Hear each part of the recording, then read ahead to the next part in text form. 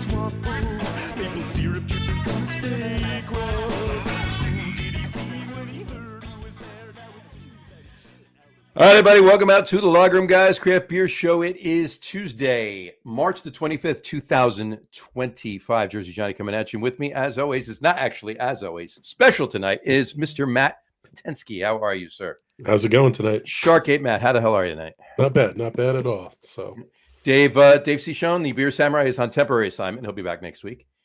We actually sent him out looking for beer for us, and he hasn't come back yet. So hopefully he gets some good stuff. is he going to come back? I don't know. That's a good question. He might not. Yeah. He might have found somewhere he wants to be instead, and that's where he's staying. So there you go.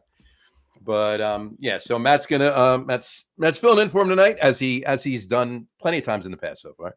And as a little nod to Dave, then this is March 25th, so it is National Medal of Honor Day. Happy National Medal of Honor Day. It is Tolkien Reading Day. Yes, I saw that Tolkien Reading Day. Dave will probably be a little upset that he missed that. Yep, I think he will be. He, like myself, is a huge Tolkien fan. He is. And it's also National Lobster Newburg Day. It is National Lobster Newburg Day. You're right. Yeah. And one other one, it is International Waffle Day. Oh, I missed that one. You missed that one. So there you go. I guess I only looked at the national days. So. There you go. Yeah. Yes. Yeah, you skipped over the international part. But as a nod to Dave, there you go. Those are the days. So happy all of those days for those who celebrate. So there you go. But I don't know about you, but I am. Wait, especially for the people who put Lobster Newburg on waffles. Yes, and I'm sure somebody somewhere puts Lobster Newburg on waffles. Somebody probably puts ice cream on top of it too. So yeah, why the hell not? It's got to be vanilla though. Vanilla goes with Lobster Newburg more than anything else. So. I'm kidding. Anyway, all right. You're drinking already. I'm not. I'm thirsty. Our guest is drinking. He's sitting in the green room. Let's bring him on. How about that? I was asking you. How about that? Yeah, sure. All right. But don't wait on me. All right. Folks, please welcome to the show, Mr. Cypress Charlie Backmann. How are you, Charlie? Hello, everyone. Cheers. And I have my Cypress glass today. Nice glass. Matt, you might want to go. You might want to go to your settings and mirror your camera so we can actually read your shirt and your glass. Oh, I don't know how to do that. You just go to the settings, click the little dial, and flip your camera around. You can do that. There you go. There you go. Wait. So now you can read. Now right. before it wasn't. Now it's Cypress. There you go. So how are you tonight, Charlie? I am good, but I have two things for your introduction. What's that? Number one. Okay, and I guess it is sad, of course, because my uncle passed away on Saturday. But on Saturday, he passed away on Wednesday. But on Saturday at his wake, we found out, and no one, not even his daughter, knew that he had 2 medals of honor, 1 Bronze Star, and never even told anyone about it. That's number one. Number two, the best lobster Newburg I ever had was, oddly enough, in San Francisco at a place called Skoma's on Fisherman's Wharf. Yeah. And it was the best I've ever had. Wow. No waffles. No waffles. He stands waffles. No waffles. No waffles. There you go. That's awesome. I haven't had lobster Newburg in a while, but I do like it. I do like it a lot. I'm going to have to go to there next time in Frisco. And I don't know what the hell that'll be, but hopefully soon. At some point, for a lot of reasons too. But that's another show, another day. Today we're talking about Cypress and New Jersey, and probably some Giants talk at some point too that we're going to get to. But before we get started, Charlie, what are you drinking? I brought the bottle over because I knew somebody was going to ask that. So I'm on a bit of a bourbon trip, and you can't even read that, but so it's something called 1712, and it's a North Carolina bourbon whiskey, and I really wish that they would have just called it a whiskey. It would be more enjoyable, right? Because it's not made in Bourbon County, Kentucky, and I feel that that's a little bit disrespectful to call yourself bourbon if you are not bourbon. Yeah. Well, I think they've actually loosened the. Oh, they sure have. Of what bourbon I know. Is, as long as it's in a original American white oak barrel, it's bourbon. Yeah, well, only original charred white oak barrel, I think. Right, but first use. Right First use. First white, use. Yeah. Yeah. But only in America can that happen. Right. Well, you can't be bourbon anywhere Yeah. else. Well, no, I mean the Champagne region will always be the Champagne region. It'll never be part of California. It is part of New Jersey, though. Yeah. Nobody ever knows that. Did either of you know that there's a Champagne region of New Jersey? Oh, I was unaware of that. I was unaware of that. So outside, see, I'm a big drinker. Is it Outside of Atlantic City. Is it on Edison, Nixon Lane in Edison? Or? No, it's not. So right outside of Atlantic City, there's Renault Winery. Sure. And the Renault family used to supply the French monarchs with their wine. And so they had a Noblera issue all across Europe. And so they sent one of their sons to America to look for areas that were okay. And there was one that matched the soil. It's a small area outside Atlantic City, and that's where they built Renault, New Jersey. Mm-hmm. So there is a small section of the Champagne region of France in New Jersey. But, Italy would never let the DOC or DOCG change. I don't see why we would change bourbon. There's nothing wrong with calling it whiskey. The Japanese can call it a single malt whiskey. They don't have to call it Scotch. Mm-hmm. I don't see what the problem with, it's just a name. Right. Like Shakespeare said, a rose by any name would smell as sweet. Right. Same thing goes for bourbon. Why not just call it a whiskey? Exactly. I agree. Doesn't matter to me. I was say I've been to a wedding at that Renault winery there, and I'm pretty sure I drank Weller 12. Which is a real bourbon. that was in the running for my one daughter's wedding. This is excellent, though. By the way, it is 1712 from North Carolina. It is excellent. Yeah, 1792 over here. So does that mean it's 80? No, I'm kidding. Well, that's Maker's Mark, right? I know. I the same. One of Charlie's favorites right here, though. Woodford. That's my go-to. Double oaked. Yeah. Well, you can see my everything back here. So that's for the that's mainly for the cup. It's even good out of a plastic cup on the train, though. There you go. That's as long as you have an ice bowl in it.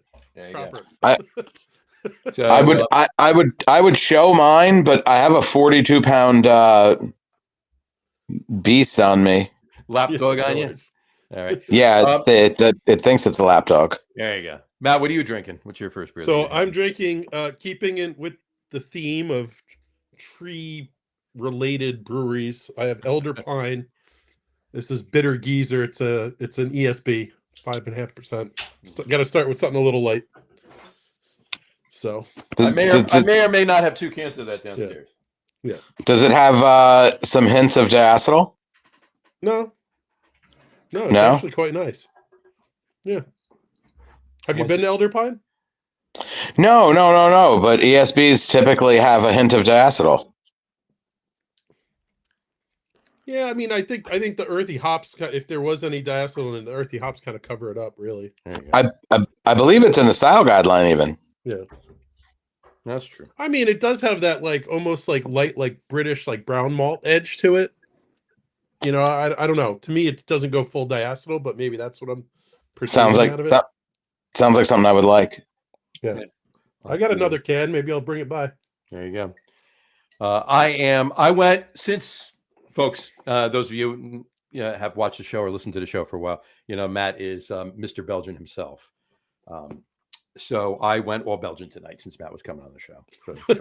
So my first beer is from since Charlie loves Belgian so much. Since Charlie loves Belgian so much, I figured it's perfect. Anyway, so I like Belgian. I like Belgian sours. There you go. Yeah. From Brewery Bavana in Raleigh, North Carolina. Sprout is their fig double. So that's first on my list. And I poured it in a treehouse glass. I figured I have to put a tree on one of the glasses, and I don't have my Cypress glass anymore. So, yeah. Cheers, gents. Cheers. Oh, that's pretty tasty. I was going to say I had Cypress pint glasses, but I've used them so much that I've literally worn the logos. Worn the logo off. So luckily, I still got the tulip. So there you go. All right. All right, Charlie. To start us off, we always ask a brand new guest that's never been on before. The first question I ask him is, to the best of your recollection, what's the first craft beer you ever had? It can be craft-ish. It doesn't have to be craft, but first non-Bud, Coors, whatever beer you ever had. Oh man, you asked the wrong question, sir. Matt Potenski, you know the answer to this? I probably did at one point. I'm sure I've forgotten what it is. So there were only 2 beers in my house growing up. There was Valentine India Pale Ale, or there was Guinness Stout, the real one in a bottle, not the draft. Yeah. Okay. The actual OG Guinness Stout. Those are the only 2 beers. Yeah, like the. All right. So which one of those did you have first? Probably the Guinness. There you go. All right. But I'm not sure because I remember doing the puzzles on the top of the Valentine. That was the export stout, like the higher ABV? Yes, quite bitter. The real stout. Real stout, yeah, not that the good one with isinglass. Mm-hmm. Yes, with isinglass as their filter. Fish parts. Yeah, what is it? Is it kidney or liver? Liver? It's I forget what it is. Well, nobody uses it anymore. Yeah, that makes it silky. Yeah, exactly. Nobody uses it anymore, but that stuff. Exactly. What was the first craft brewery you ever went to? Oh, you know what? What the first brewery you ever went to? If it wasn't craft, because the first it was definitely JJ Biddings. Was it? I was underage. Okay. There you go. And then I ended up being the general manager for 5.5 years. It's the dried swim bladder. It's stuck. The dried swim bladder of the fish. There you go. I would like to know who was like, you know what? Let me put this dried swim bladder in some beer and see what happens.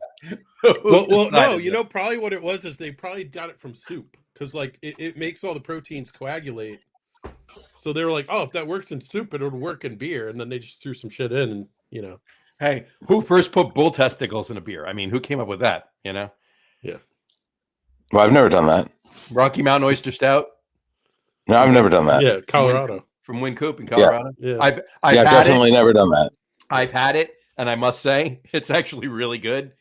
But you can't remember why it's good while you're drinking it. That's not a good thing. Yeah. Oh, here it is. It's dry sacked. It was 20 minutes. Here's the beast. Here's the beast. What's the beast's name? So her name is Blanche, but she doesn't know it, so it might change. There you go. I had her daughter, so I foster dogs for Louis Legacy in Staten Island, and they're a pretty good organization.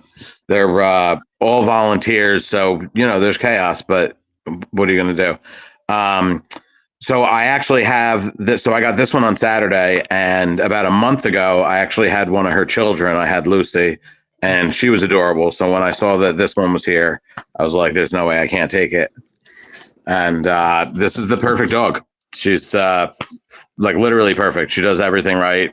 Potty trained, 42 pounds, so not too big, not too small. She's got some pit in her, so she's fun. Maybe some Dalmatian, definitely some Hound, and definitely some Pointer.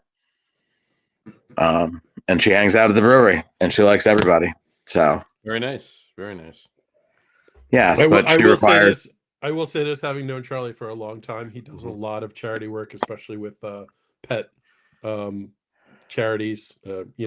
Food drives and raising money for adoptions and things like that. So that's definitely one of the cooler things that it's nice to see you always just continue that work. So I also have so I'm the founder and president of a nonprofit called Beautiful Edison as well, which we do a lot of different things, and that's been since 2018 maybe. 2018. So that's been we changed the park over from regular to handicap accessible is what we started with, and then we started doing cleanups, and since then. We do a lot of different stuff, including cleanups. We have 2 different community gardens, a 45 bed and a 55 bed on the opposite side of town that are in conjunction with the town itself. And then we've been restoring a lake called Silver Lake, which was abandoned for 100 years. It used to be an ice house lake where Central Jersey received all of the ice back at the turn of the century. Wow. And then we recently got a grant for the boat basin in Edison from a company called Lyondell Basil. And we got a grant from Target to work on our community housing. It was kind of, even in Edison, it was, kind of a little dilapidated. So we're going to replace some of the stuff. And Target is sending employees, and Lyondell Basil sends employees to help out. And then Thermo Fisher Scientific too. A whole bunch of companies send us employees or resources. And then we work with the town and with Clean Communities, which is New Jersey. That's awesome. That is awesome. Yeah. What's 90? What's roughly 90? Well, if it's a Cypress beer, what's roughly 90%? If it's a regular beer, what's roughly 95% of beer? Water. So if we don't have a clean environment, our beer is going to suck eventually. Hey, exactly. Yeah, you gotta pay attention to that. That's for sure. Got a quick comment from Mr. Brian Boak. He said, "Cheered Charles." I'm sure he's meant cheers Charles, but yes, I'm sure I'll see him at a Giant game. We always run into each other at Giant game. Oh yeah. Yeah, there you go. Giants are brought up once. Yeah, we brought up again. The last Giants game that Matt and I were at together, we went back and forth between you and Brian. So, yep, I was there also. Yeah, that's that. Anyway, all right. So let's talk about Cypress. Charlie, when did you? All right. So you've already inadvertently told us how you kind of got started in the beer business. Obviously, you going to and then working at JJ Biddings. When did you start brewing? After I started working at Biddings. Did you start at Biddings after that great interview with you in the salmon show? So everybody always brings that up. So I'd been working at Biddings for about 3. So it's my birthday. So I'm sure Daniel Dixon will post it somewhere. So I had run fine dining restaurants and more upscale establishments. And when I was hired at JJ Biddings, it was a new experience for me. And I had done an interview about 3 weeks in, and the first thing I said was, owning a brewery would be the dumbest thing ever, and you'd have to be stupid to own a brewery. And now it's 16 years later, and I've owned a brewery for 10 years. Yeah. So I guess sometimes we misspeak. I guess even the best of us. Careful what you wish for. Exactly. Yeah. Or not in this case. All right. So you started brewing at Biddings, or you did some home brews first? So our brewer at Biddings, when I first got there, he was a winemaker. Oh. And he only started making beer at Woodbridge. I mean, at JJ's, and it wasn't very good. And probably a few months in, I ended up getting rid of him, and I had to hire somebody. And so when I hired somebody, I didn't know how to brew beer, so I figured I should learn how to brew beer. So I read a couple of books, and I did a few like stovetop batches, and was like, okay, so I got the hang of it. I figured it out. So I started talking to whoever the newest brewer was, and it ended up being was there anybody between? It was Chris. It was Chris Sheehan from Ghost Hawk's brewer. Yep. And so I had started home brewing with my partner, Jason Kajowski, business partner, not life partner. Well, not that there's anything wrong with that. Your hetero life mate. Not that there's anything wrong with that. Well, I'm the godfather to his daughter. I'm the godfather to his daughter. So we are, whether we like it or not, we are bonded for life. So connected, right? Yeah. He's stuck with me. I'm stuck with him. And so we started home brewing. And I started asking Chris questions. And if anybody's ever met Chris Sheehan from Ghost Hawk, he's definitely one of the most experienced brewers in New Jersey. And he definitely also is a wealth of knowledge for everything. And I have to say that he probably taught me about what happened. I worked with him at one point. He probably taught me about 40% of what I knew. And he left us and went to Gun Hill, and I was still brewing at home, and our beers were pretty good. And our friend from Uno's, Mike Sella, was leaving Uno's because I guess it was closing. And so I scooped him up because I was like, well, we know this guy. And so we picked him up as our brewer at JJ Biddings. And now he's the brewer at Village in Somerville. Sure. And he was originally the brewer with so Gretchen was the head brewer from Little Dog, and Mike Stella was the assistant brewer at Basil Teas back in forever ago land. Yeah. Which is now, what's the name of it now? Beer Beer Vino, but Beer Vino, yeah. I don't think they make any beer there anymore. I don't think they brew there. They don't know. By the way, I'm not shaky. The dog keeps rolling around on my lap. That's all good. When did didn't Mehmet work there too?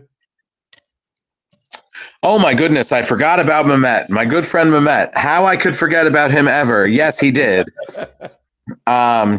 So yes, and he was at NJ Beer Co. and then he was up at Two Roads after that for a little bit. And I forgot Mehmet. And he did a stint at Cricket Hill. He came from Cricket. He came from Cricket Hill. He was originally at Cricket Hill. Yeah, and then whatchamacallit, I think he was at, wasn't he at what was that? Kuka. He was there for a That's while. right. That's where he was. And Chris Sheehan was at a place in Newark also that I forgot about. Port 44. Port 44. Yep, that's the name of it. Yeah.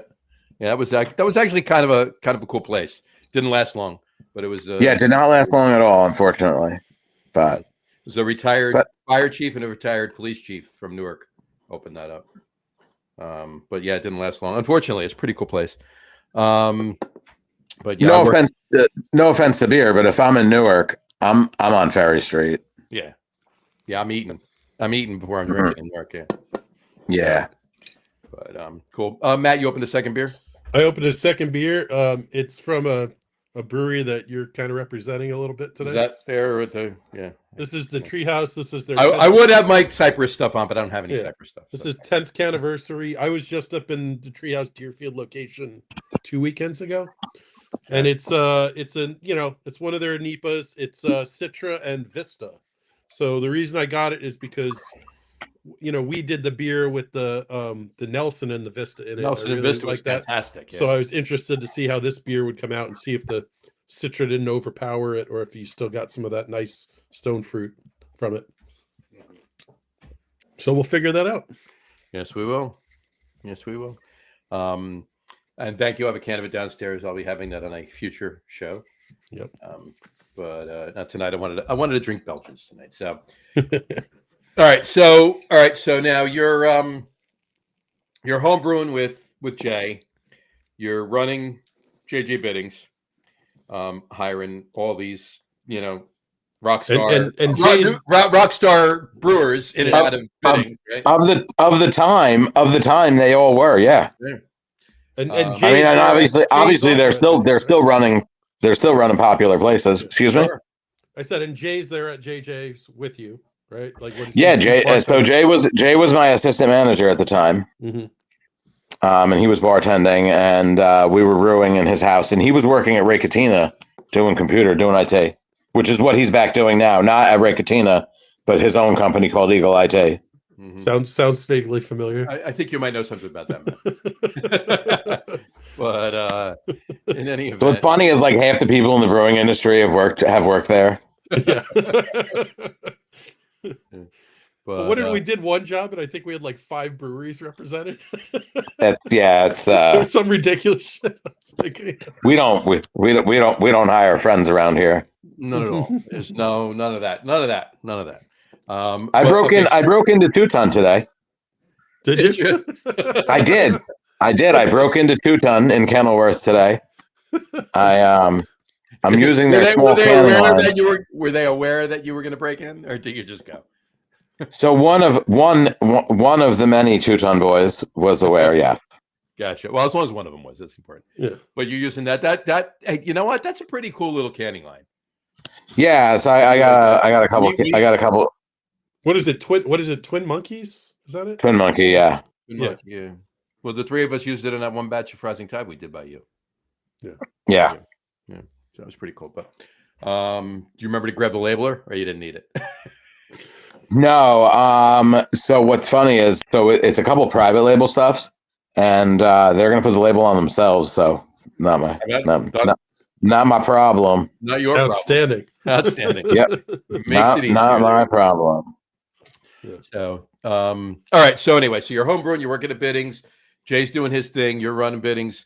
You're together there. He's your assistant manager. What made you, and then when was it, decide to open Cypress? So Mike Sella was leaving to go open Village, and we had to hire another brewer.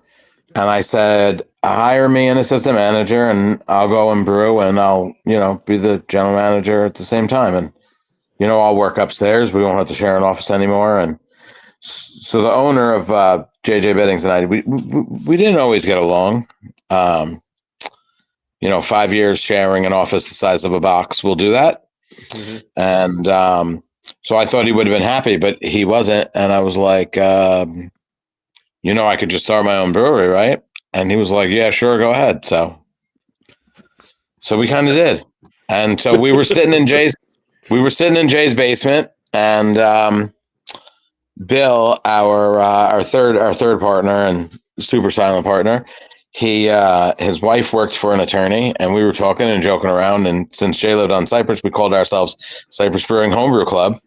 And so his wife, she actually just kind of did it on her own. Was like, you guys owe me $75. And she was like, you're a company. So while we were homebrewing, we went out, and so we were supposed to be brewing, but somebody forgot 9 pounds of churro, and so 9 pounds on a 5-gallon batch is that's an important part of the equation there. Yeah. So we had already had some scotch, though, and I can tell you that I wasn't driving, but I can tell you that the person who was driving, probably, I don't know what we were thinking, but it was like Sunday morning. And so I guess we felt a little bit more liberal. And so we went out looking for places. And so we go to this place in Edison, and it's a corner deli, and it's all closed up. And, if a place is closed up on Sunday morning that serves breakfast, you kind of assume it's closed. There's a sign on the side that said for rent, but it was kind of in the back. So we go and we start nosing around on this property thinking, we're going to start a brewery right here. And so the gates were unlocked. So I lifted them up, and so he has a long and illustrious history of breaking into places. Just apparently, yeah. Apparently, that's my move. I guess that's my move. So at that point, I guess I was out front with one of our other friends, and Jay and Bill were over on the side of the building, and so they had pushed the door open. And it literally just like fell open. There was no, it was not a very secure building. And so, like I said, the gates were unlocked. So we thought for sure this is just abandoned, right? So we go inside. So now the four of us are inside on Sunday morning. We may have been drinking. Someone may have been driving. And we were only like 2 miles away, but that doesn't mean that's not good. But it was 16, 17 years ago. So, cut me a break. But so we all go inside, and so the first thing I did, I start, looking at food because I care about food, and all the expiration dates were current, and I was like, guys, this is a current business that we're just in. So they all stopped and really looked around, and it really did look like half abandoned. I won't lie. But any which way, I did tell you this was going to happen. Oh yeah, that's fine. Oh yeah. She requires love. But so any which way, so we got the hell out of there, and we started looking for places. And so I'm sitting at home one day, right here. I'm in this seat probably of a different couch, but so I'm sitting right here. Okay, we got to be a little lenient here. So I'm sitting right here, and Jay calls me, and he's like, look up this address and put it in your GPS and go there right now. So I'm like, okay. So I put the address in, and so it's a warehouse right around the corner from my house. It's a minute and 30-second drive or a 14-minute walk. So I go over there, and that's the building, and that's where we picked it out. And so I had already lived here for 5 years, so this was already my neighborhood. So we literally opened a neighborhood brewery in my neighborhood. There you go. Can't ask for better than that. You can walk to work in less than 15 minutes. So I can, and I do a lot actually. Usually with one of these. Charlie, you got really floppy ears, Charlie. Yeah. Listen. I told you. She is. She got beat up. So she got beat up by a makeup artist. She gave her a black eye, and then she painted her eyebrow all the way up there. Gotta love it, folks. Will check out if you're just listening to the audio podcast, go on to Facebook or YouTube and check it out. About 31 minutes, and check out this dog's makeup artist beating. There you go. Anyway, what was your name again? She doesn't know. So her name is Blanche for now, but we might change it. She doesn't seem like a Blanche to me. No, but so now April 12th, Cypress is having so I do an annual party for my birthday. My birthday is April 7th, and I'm 45 this year.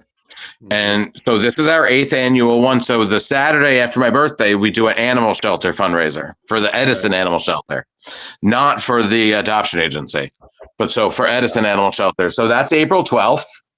And I'm going to put some fun beers out. I'm not really sure what the menu is going to look like yet, but I usually, for the dogs, I usually put something special out. We do some giveaways throughout the day, and we do special donation tiers, I guess. Like, you donate $10, I'll buy you a beer, or you donate $100, we'll put your name on a can, something. We do different stuff every year, but it's always a good time, and it's called Drink for a Cause, and we donate back to the animal shelter. I think we haven't broken 1,000 yet, but we've come extremely close. And I usually get a truck full of donations because they like bleach and paper towels, garbage bags, kitten food, cat food, dog food, beds, anything you can ever think of. So I get a lot of gifts donated to me. Let's make this the year you break 1,000. Yeah. So we've gotten in the 900s before, but we have not broken 1,000. And I think this is the 8th annual. Anything you post, we'll share it on the log room pages and everything else. Nice. Thank you. I appreciate it. Absolutely. Definitely. Cool. And maybe we'll put it on the coastal page too. There you go. But in any event, all right, let me throw this up really quick. Brian Boak, it's a while ago now. Maybe he's halfway through it, but he did comment that his first beer he's drinking is a River North Brewery triple. So he's going Belgian mode with me tonight. So that's good. But we'll see where that takes him after. Usually has 2 or 3 beers on the show with us. So there you go. Anyway, all right. So you opened Cypress. Now, how long after you found that space, you walked over that day? Jay told you to walk over there or go over there, whatever. How long from then till you opened, which obviously this year is 10 years ago now, obviously. It took us a full year to get our license because the state's extremely slow and extremely difficult.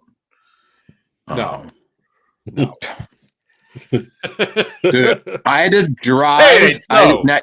Now you got to remember, it was 10 years ago. I had to physically drive a box of documents down to Trenton, and they fingerprinted my mother. I was waiting for them to ask what brand toilet paper I used because I just that had to be next.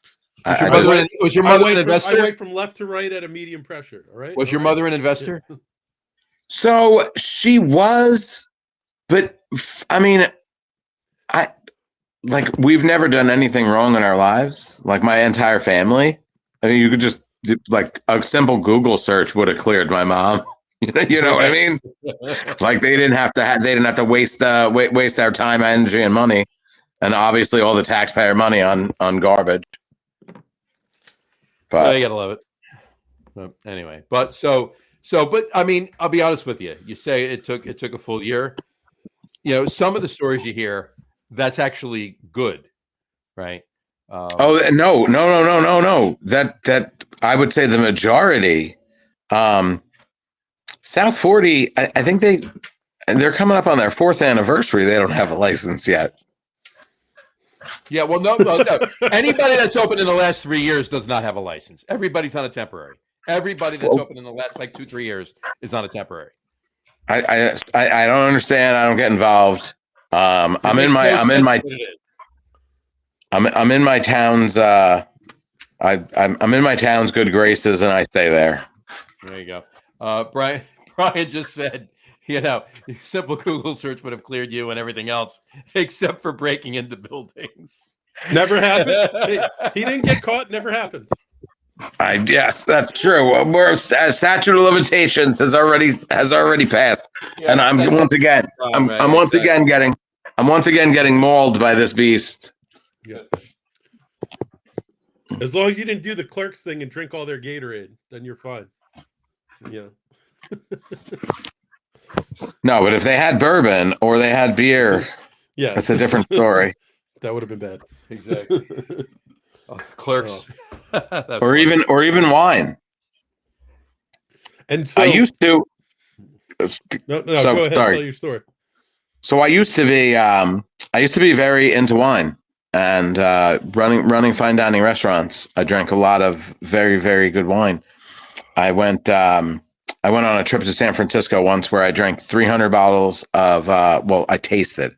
I didn't drink 300 bottles. I tasted 300 bottles of California wine. I was going to say, whoa, that's really good. In 4 days. In one night? Yeah. 4 days. So my flight was paid for. My flight was paid for. My hotel was paid for. And it was nice. It was at the San Francisco Hyatt. And the event was 4 days, and every night at 6:00 we would go to dinner, and it would be this ridiculous buffet, and they would take us by bus over to the San Francisco Museum of Modern Art, and from 7:00 to 11:00 we would taste different California wines, and so we had 4 days to do about 300. And we had free reign of the entire Museum of Modern Art, so we literally just walked around all day. It was an amazing time. And so I've always been just a in general enjoyer of alcoholic beverages. Yeah.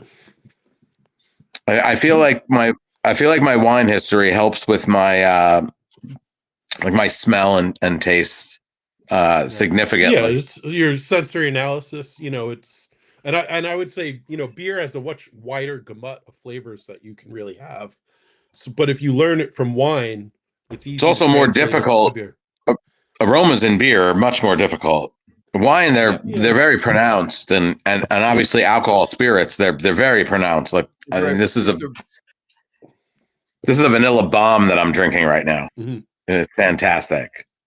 Right. But I'm gonna have to find some of that. Now, where did you get that down in North Carolina, or did you? No, my cousin comes up for Thanksgiving every year, and she brings a bunch of goodies. Gotcha. So it's from North Carolina. It's not like you can get it in New Jersey or anywhere nearby. I don't know the answer to that. You may very well be able to. I've never looked. I've never seeked it out. I'll have to check it out because I love a good bourbon. So. I'm only today's into it. There you go. This was my first and second drink having it. There you go. Awesome. But yeah, wine is fantastic. I do enjoy wine in certain aspects. I used to drink a lot more wine years ago than I do now, but same as you. But I still enjoy it, and I have my styles that I like. But it definitely does help. You definitely your training of your senses can. It definitely helps you. It definitely helps you be able to individualize certain characteristics of aromas. Yeah, 100%. Matt, oh, by the way, my second beer, I just poured it about 10 minutes ago now. Bean Counter from Taxman Brewing. Yep. All right. Matt, I'm drinking this beer. I know you've had it before. This is fantastic. This is like. Yeah, I really liked it a lot. This is It's a nice label. It's a great. I'll put it up again. That's really cool. Taxman has a lot of good labels, and they have a lot of really good beers. The brown ale is amazing. So much so that I have to give somebody a sip of it right now. So I'm handing it off to somebody. So John, you're gonna laugh at me, but so I know my assignment was 3 tree beers. Uh-huh. So my long stretch is actually a place in Houston that I like to go called Brash. It's a smaller brewery. Mm-hmm. They do a lot of fun barrel aged stuff. They have a lot of spiced stouts and along those lines. And one of the beers that I did pick for today is a white Russian stout. And so it has a dead tree on it.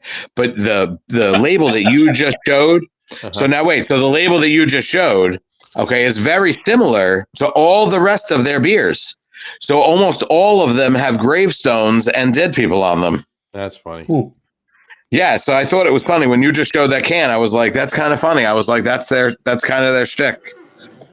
Well, I mean, they have the skeleton in the top hat.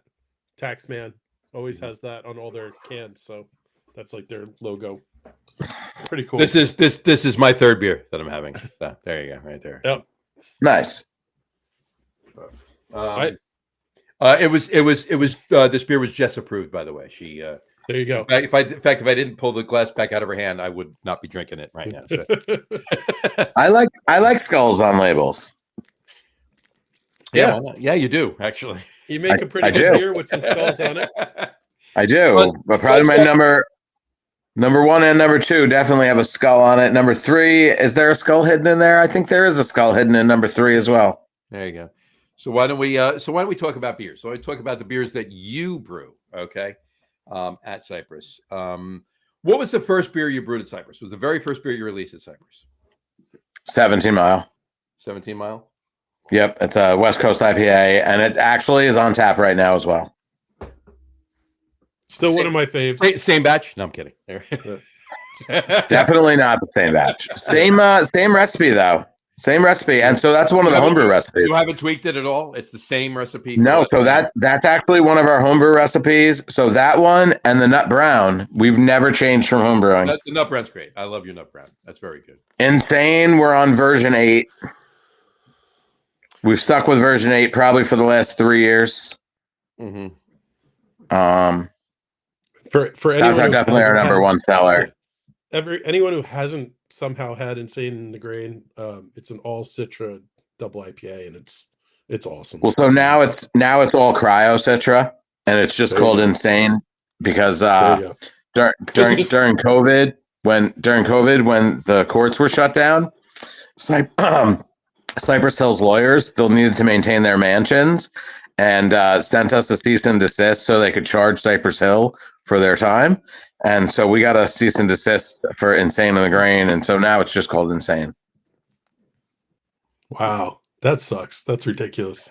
You know what? I mean, these C&Ds are just ridiculous. I always bring this up too. We mentioned Cricket Hill before because I worked there years ago and Mehmet was there.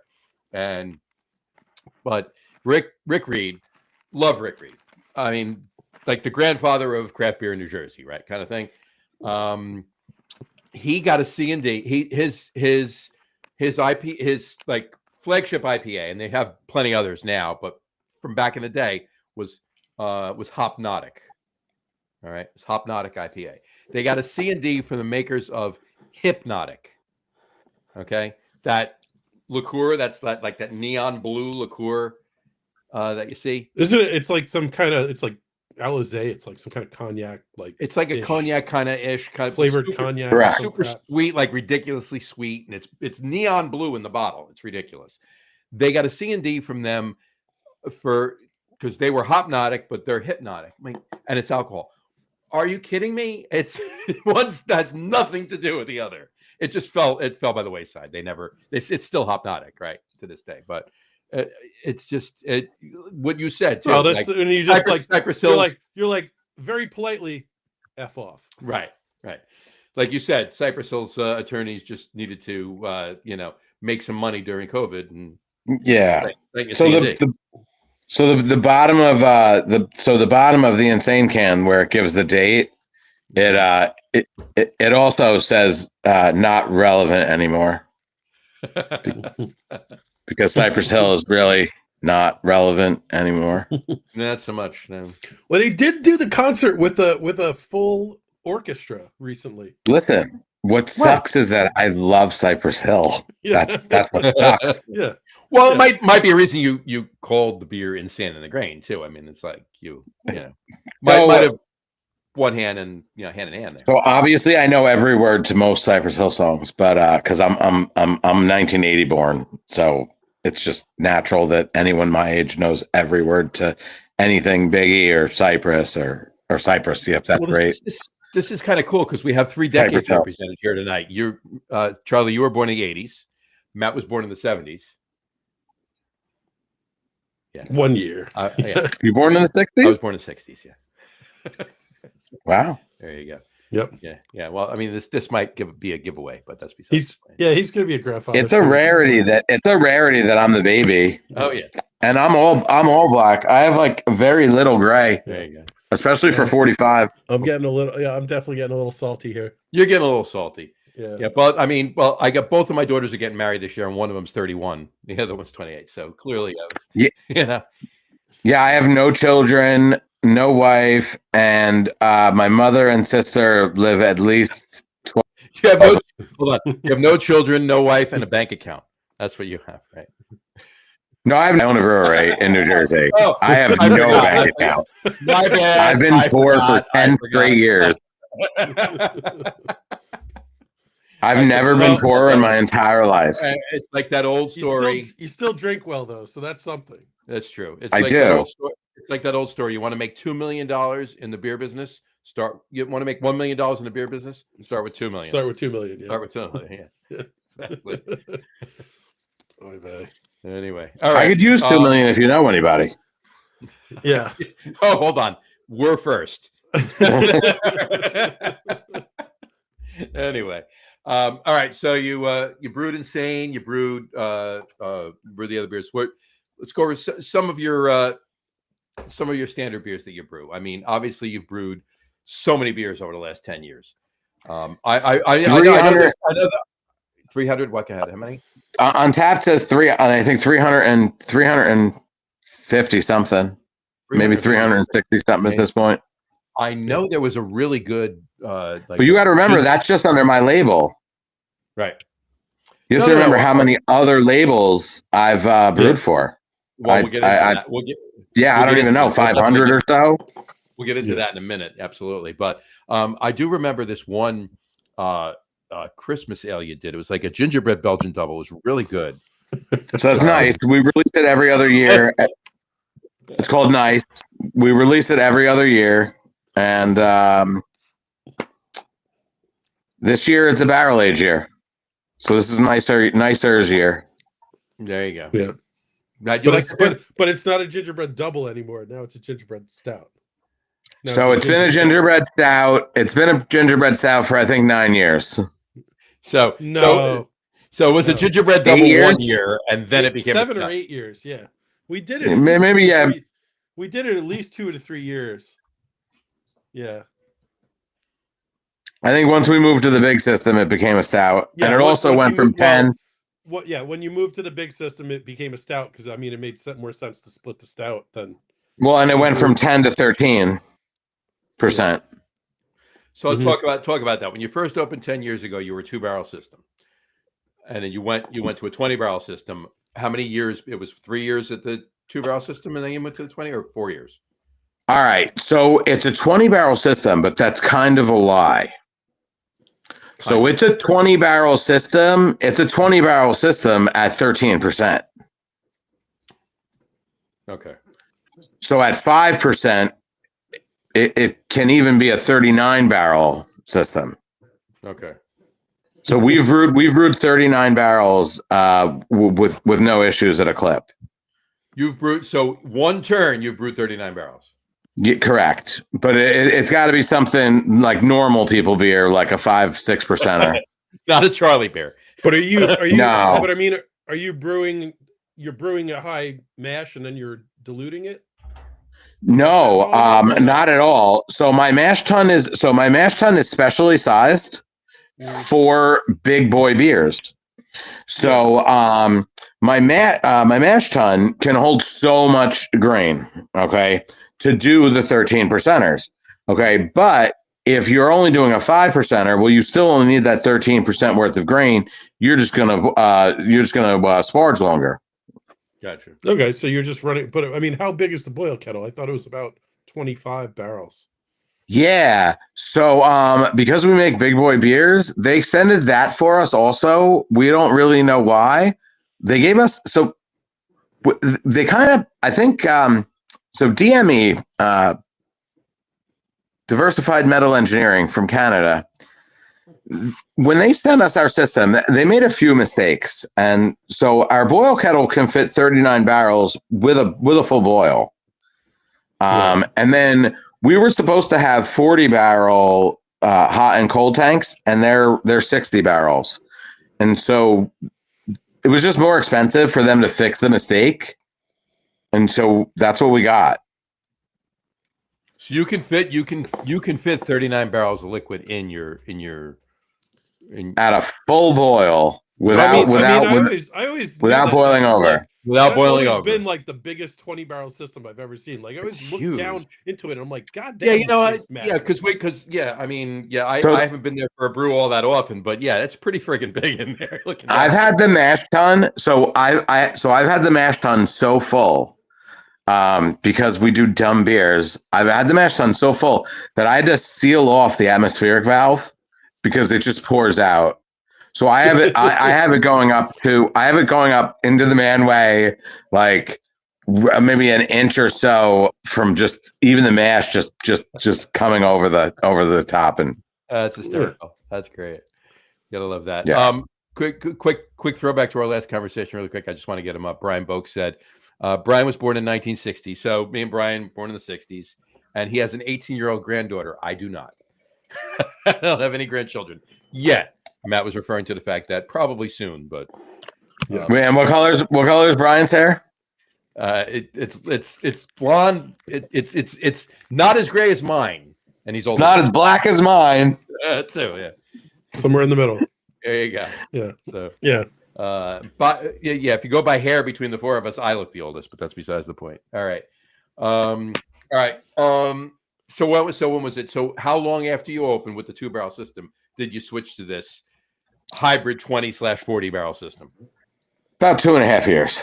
2.5 years. And we added 3 40-barrel fermenters and a 40-barrel bright tank, and what we thought was 2 40-barrel hot and cold, and they were 60s instead. 60s. Gotcha. Yeah. So it worked out. Everything worked out. And you got like the world's most amazing boiler too, like to the point where like the plumbing people like came for some. Didn't they come for a conference just to see your boiler? So they did, and we've been in. So the crazy part is that we've been in 4 different plumbing magazines. So the crazy thing is that there's a plumbing magazine. The crazier thing is that there's 4 of them, and the craziest thing is that I've been in 4 of them. Yeah. The boiler magazine in the plumbing circuit. Yeah, Charlie's big in the plumbing circuit. There you go. Yep, there's probably a calendar with my Mario, Luigi, and Charles from Cypress. So I'm just picturing my boiler as the December photo on some plumber's calendar. Scantily clad. Scantily clad, of course. Yeah. Yes. Yes. But somebody else's body though. Just your head, and then never mind. No, my boiler. Not me. My boiler. My boiler is scantily clad in the plumbing magazines. Yeah. Even better. Brian just said, by the way, he has no gray, just a little in his beard. I still have more gray in my beard than you do, Brian. So wow. Way to go, Brian. There you go. Yeah. Go, Brian. All right. All right. So what's new on the this year? Obviously you got what was it? Well, wait. Before we get into that, I got a better question. So I'll go for it. I know, since I know Charlie really well, and I know what you really like to drink. Let's talk about your stouts. Let's talk a little bit about your stouts. I know, like you were saying, you literally bought that big system so you could make these giant 13% stouts, basically. Yeah, because if you're doing if you're brewing the stouts you want to brew on a 2-barrel system, you're getting about 2 sixtels out of there. You know, which we were fine with, but now So So tell us, So I got what are some of the Am I allowed favorite am I allowed to stouts that you curse? Yeah. Am I allowed to curse? fuck Yeah, no. we curse all the fucking time in here. So we got a crazy fucking beer on right now. 21.25%. It was originally 21.25%. Are you kidding me? Yeah, you hear that, Brian Boak? River North can suck it. 21%. 21 like 18%. Oh my god. What the hell did you brew 21%? What the hell is it? Okay, so it's originally actually one of the 10% naughties. Mhm. And I put it in it's just the grain bill with water. And so I put it in a Four Roses barrel 7 years ago, before we changed it to 13%. And so there was 53 gallons that went in at 10%, and only 16 gallons came out. So it has condensed a little bit, and there has been some angel share and some devil's cut that have been stolen. And so it could have been as high as 33% if you do the cross multiply and divide.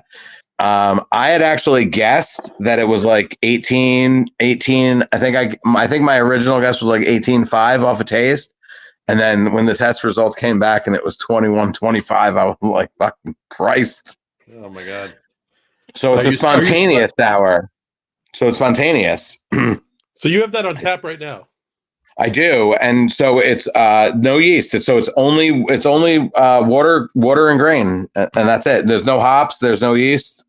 I left the top off while I grained in, so it's very little a lot less lactobacillus than I would have imagined, a lot less Brettanomyces, and a lot of very calm wild yeast. It's very mild, and I know 7 years in a Four Roses barrel, you can actually taste the Four Roses.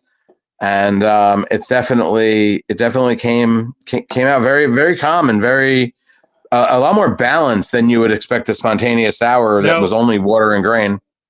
Correct me if I'm wrong, but the very first anniversary, the very first Backmann was Four Roses, right? No, I thought it was. I know you've done Four Roses quite a few times though. Really? So I use Four Roses a lot. But I've used a lot over the years. I've used over 100 different barrels. Yeah. What did I had off to the races the other maybe 3-4 weeks ago. That was that's bland. That's Bland's. That's Bland's, yeah. And I think I still have a bottle of the Stag. No, I had the Stag one with JJ. And we sent you a picture from Florida. From that, I brought that down in my luggage just so we could crack that. So it just says bourbon barrels. It does not have a given one. I saved the barrel though. What was the barrel? I saved the barrel. I have it. Is that the one that Doug's stuff is in the very corner? No. Wow, I don't remember what the barrel was. I thought it was a Four Roses barrel for some reason. I mean, you probably have. There's probably a 50% chance that it was a Four Roses barrel. Yeah. But I like to use Buffalo Trace a lot. I love the way Buffalo Trace ages anything. Buffalo Trace barrels are very good. They have a lot of that vanilla and marshmallowy kind of edge to it. So they're always good. I like the Four Roses because it can give you those more. It can give you a little bit of more unique, the almost floral and spicy edge. Sometimes the Four Roses can be really nice. Spice, it's almost a rye Four Roses. Yeah. It really does. It gives almost like a rye spice concept to it. But I've used Willet, I've used Stag, which I think was the best. We've used Bland's, which is what you just drank. We use some red wine barrels, gin barrels. I have a rum barrel right now that's going to come out. It's a coconut rum barrel. It's probably I'm gonna guess it's in the 13s. Could be in the 12s. Could be in the 14s. But that's gonna be a nice one. I expect a text when that comes out. Yeah, definitely. That's my jam. Brian. So just, it's a cruise and rum barrel. So it's pretty much a redo of Island Cruise. Nice. I like that. I think I have that. I think I had that in the. Was that the one that we were in the hockey rink? It's a 7. So it came in a 750, and it was it had a dead Paulie on it. Yeah, no, I think. Did you bring that to one of the?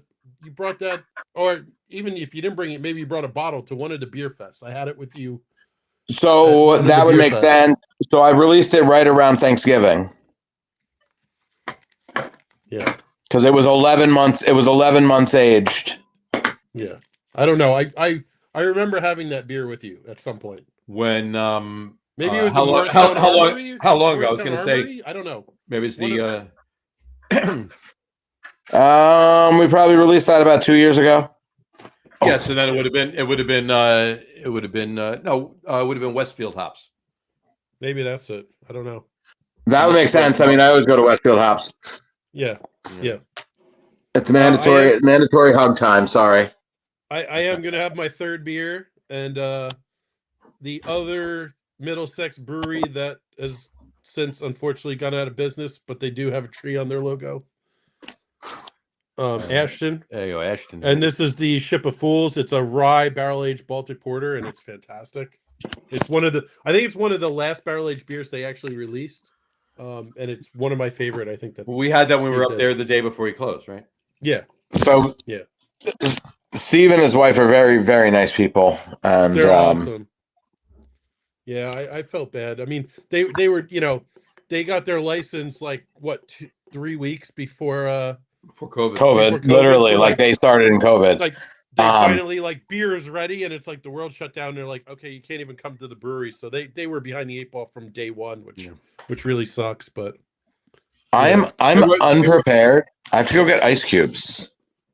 Go get ice cubes. No, go get ice cubes. You're cool. They were more behind the 8 ball than breweries that opened up during COVID because they had beer ready. They were ready to rock and roll, and they couldn't. And they literally couldn't open with people in the building. Right. Exactly.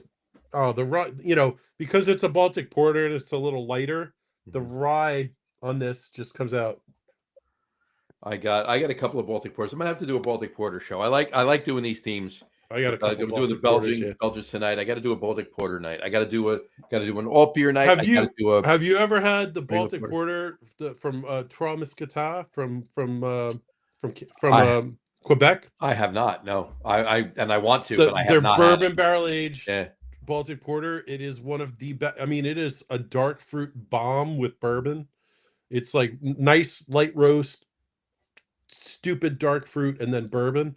And it is just a fantastic beer. All around Montreal, there's multiple breweries that make Baltic porters, barrel-aged Baltic porters there, and they're all good. I don't it's the weirdest thing, but that area around Montreal and Quebec just love Baltic porters, and it's they all make really good ones. Yeah, we got to do a Baltic porter at some point. I love that style. I love it. But yeah, no, the rye barrel in this is so nice. Yeah, me and rye. You gotta have that. That's that was fantastic when we had it up there. I wish I grabbed the 4-pack, but I was so overloaded with beer. If I walked in with a 4-pack of that, well, I hate to say it. I bought it because I know that. Well, it's a 6-pack. Was it a 6-pack? Yeah, it was a 6. Actually, that's Charlie, why I didn't get it. Yeah. Charlie, you like rye. I love rye. I love rye. I gotta bring one of these by. My favorite rye. I'm gonna show you. Keep talking, Matt. Because it's a Baltic porter, so it's obviously lighter than a stout or a porter. It's a lager. When at the end of the day, that's my favorite rye right there. There you go. That's fantastic. That's my favorite rye right there. Oh, you mean this one? That one right there. Yeah. Funny how that works. So I have a bottle of it at Cypress, not at home. I apologize, gentlemen. but like just I'm nosing this, and it's just the beautiful rye flavor from the barrel just is so nice. When you have a beer that you don't want to drink because the smell will go away, that means it's a good beer. Yeah. But I had the rye barrel once, and I loved the beer. I love rye barrel. I mean, Actually, what I really love is I love rye barrel barley wine, because I think the drier rye barrel kind of balances this. Like a stout is a stout. You want it's big and chunky, and you can do it sweeter or drier or whatever. Right. The barley wines, sometimes the bourbon barrel aged barley wines go a little too much, and it's too sweet. And I think the rye is like just balances those things. Barley wines, a big, sweet, chunky barley wine with the rye barrel is just a perfect marriage. Yeah. On that note, I was going to put this up before. Brian was having his second beer. It's his wooden beanie that he makes. So he's on the Belgian kick too, which is his Belgian double or Abbey Brown, either or, aged in Jack Daniel's barrels with Madagascar vanilla beans. So he's still on a Belgian kick there. So there you go. All right, I love those vanilla beans. Oh, they're fantastic. I love them. I have right now. I have a vanilla mango, and the vanilla beans are aged 1 year, 10 months on Woodford. That's on tap. Vanilla mango, huh? So I got strawberry vanilla coming out next. Yeah. For anyone who IPA. doesn't know, I got to brew with Charlie a bunch at Cypress, and the one thing that I absolutely loved is that when we were on the 2-barrel system, it like there's no compromises. Like you don't have to use extracts or any of these things, and it's like I still do all of them. The sheer amount of time I make all of them. in, like doing scraping hundreds of vanilla beans just to make sure it's that pure vanilla flavor. I totally have respect for him, because it makes such a difference. When we get off of this today, I'm actually making a Dr. Pepper syrup to make into a seltzer. Like I'm gonna make it on my stove. Yeah. I'm gonna make it on my stove. To make 5 gallons of Dr. Pepper, 6 gallons. Yeah. 6 gallons of Dr. Pepper tomorrow. Nice. And that's a nice but thing. I'm making as soon as we get off, that's what I'm making as soon as we're done with this conversation. But again, all your restaurant experience gives you that like culinary edge where you can do things like that. And that's one of the things I like is you do have the sensory analysis to see what's good and what's not good. And you do have the culinary background where you can actually execute and make some of these flavors in a certain way. And that's what I always loved. But I always had fun. I just did a fun one-off. I just did a fun one-off IPA for somebody for an event, and it was so it's 17 Mile, but it is with so it's only a 6th. Okay, so it's 5 gallons, but I used 4 jalapenos and 2 serranos with a little bit of bourbon and a little bit of water, but boiled that down, made a concentrate. And then blended that in. So kind of like wonder how that's gonna spicy sculpin vibes, but better. That's what's habanero sculpin. Right? Habanero sculpin. Yeah, but so I used 4 jalapenos and 2 serranos. No habaneros. Nice. So but 2 serranos and 4 jalapenos kind of bring you to habanero. Well, yeah, but it'll have not even close. It'll be way more balanced with flavor. Yeah, not even close. That habanero sculpin was just fucking heat, and it was too hot. Heat. And if I make a pepper beer, I want you to drink the whole thing. I want you to finish it. I want you to leave. I want you to get 2 lights away, and I want you to feel the warm in your chest, and I want you to go, no shit, I had pepper. I don't want you to drink it and be like, oh, this is spicy. Who the fuck wants to drink something spicy? If I want something spicy, I'm gonna have a Bloody Mary. Oh, here's a random thing. So you want to tell people why that beer is called 17 Mile? Because that's the name of the road in between the cypress tree and Pebble Beach. Yeah. So it's 17 miles. So it's 17-mile drive, and so it's the famous Cypress tree. And since we were Cypress Brewing Homebrew Club, because we met on Cypress Drive, and you obviously know, where is Pebble Beach? Oh, California. Done. So that's your West Coast IPA, and you have the Yeah. Cypress reference in there. And it's the most famous. It's the most photographed tree. It's the most photographed tree ever. Photographer. There was a tree. Or most photographed tree in America. In America, I think is right, because there's a tree in New Zealand in Wanaka that is probably the most photographed tree, because it's out in a lake and it's like super weirdly shaped. And I thought the Joshua tree was the most. No, I'm kidding. Yeah. Jeff Morello says, "Hey Matt, hey Jeff, how's it going, There buddy?" you go. Hey Jeff, I'm here too. No, I'm kidding. I had Joshua Tree beer once. How's it going? I had Joshua Tree beer. There's a Joshua Tree brewery.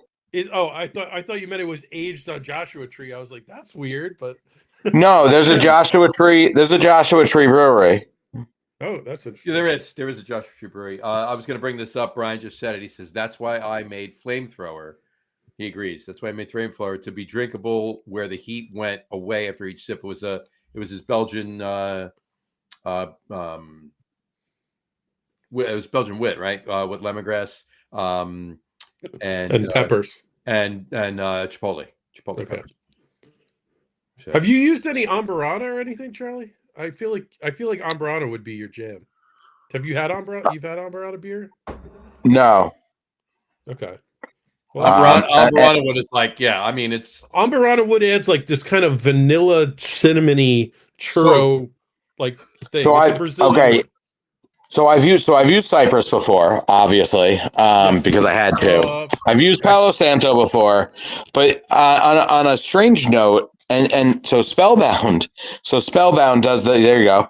So Spellbound does a Palo Santo, right? But I like the regular porter better. I'm like the only person. I love Palo Santo personally. Everyone else on Earth does. And so another odd fact about me, Matt, and I know you'll know some of these things. So I smoke my lunch and or my dinner very often. I like smoked foods, and I like spice, and I eat a ton of jalapenos, but smoked jalapeno chipotle I can't stand, so I don't make chipotle beers. I've never made a chipotle beer. I'll have to try it. I think I have an Amburana beer. I'll have to bring it with. Wait, when weekends are you doing your birthday again? Is that the 12th? That's the 12th, April 12th. Shit, I have something going on that day, but I'll have to come by and just hang with you one day, and I'll bring a few beers. But I wanted you to try an Amburana beer because it's got this vanilla cinnamony thing that's just from the wood, but it's awesome. I love Amburana personally. Amburana's fantastic. And like you said, it's very like the cinnamon flavor is there, but it's very smooth. I love cinnamon. I feel like you would absolutely go nuts for Amburana. It's fantastic, and I think you could do some cool stuff with it. I mean, that Cypress Love beer that I just showed. I mean, that was an IPA with aged on the cypress wood, and that was kind of crazy. And that was a collab with Bolero. Bolero, yeah. I still have. I did a stout on the cypress wood also. Yeah, and I think I did a barley wine on the cypress wood. The cypress is very like dry and salty. Aromatics, spicy but kind salty. Of sharp. I know a couple people like that. Very dry and salty. Very. So the salt was very prevalent. I gotta bring that rye barrel aged Baltic porter for you to try, and I gotta bring an Amburana beer for you to try, because I think those are things I know what you like, and I think you'll like both of those beers very well. So I really like Baltic porters. I've been very disappointed in them. The 3 or 4 most recent Baltic porters I've had. One of them was absolutely horrendous. I took one sip and I thought that there was no way. I was like, what did I brush my teeth? And I went and I tasted it a second time, and it was absolutely horrendous. I ended up dumping it. Yeah. You know what I just bought the other day? Probably a couple of weeks ago at this point. I haven't had it yet. It's sitting in the fridge. I bought. I was in one account. I was in a store, and they had Żywiec Baltic Porter. Oh, good God! Zivich. I got to get a bottle of this. Oh, I love that. That's like the classic. It's a man. classic. Żywiec is. Yeah, but you actually get some nice dark fruit out of it. You do. You get a lot of dark fruit out of it. Yeah. Charlie doesn't like it, folks. If you're getting that, Charlie hates most of beer. Just so let's get back to that. He hates most of beer. It's yellow and bland. No. The Baltic, the Zivich. I know. But regular Żywiec, regular Żywiec, the regular Polish, Well, the regular Polish lager. But that's just a lager with Lublin hops in it. That's all it is. It's I know. Someone once put a glass of it in front of me. I smelled dirty hot dog water and took a nap. I was so bored. Yeah, but see, I gotta be honest with you. Dirty hot dog water. I mean, not that I want to drink it by any means, but it evokes memories for me. You know, you gotta have. No, that hop tastes like dirty hot dog water. Like not dirty like a dirty water dog. I'm talking. No, of course, I know what you're talking like about. that kraut, cabbagey. It brings me back. It brings me back to standing on Bloomfield Avenue next to Branchbrook Park, getting JJ. And not Loveland, Matt. What's the hop I'm thinking of? Not Loveland. What's the hop I'm thinking about? And Which the one? grain that they use. Well, the very specific Polish grain. Well, Lublin is Lublin is the hop. It's a derivative of Saz. What's the other Polish hop though? It also starts with an L. Oh, it's like Ludinsky or something. That's the one I don't get along with. She and I do not get along. And that's fine. Now we're talking about the regular Żywiec lager. We're talking. I bought a bottle of the Baltic Porter.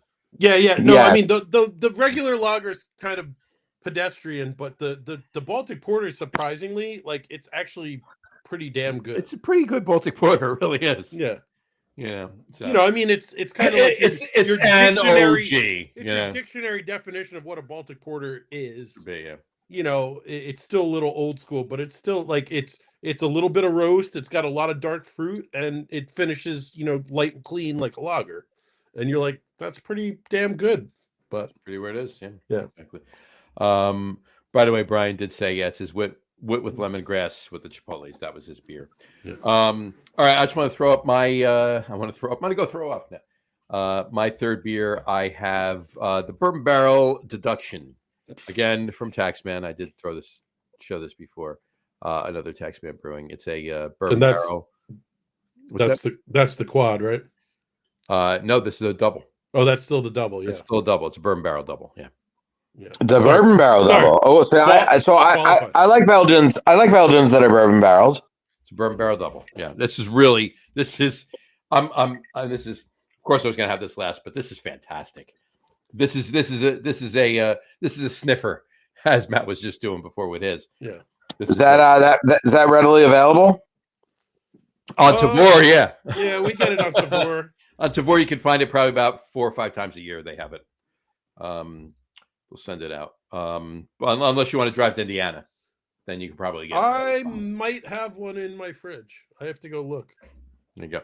I did have one in my fridge. I don't anymore. So. Cypress is on Tavor. Cypress, we've been on Tavor since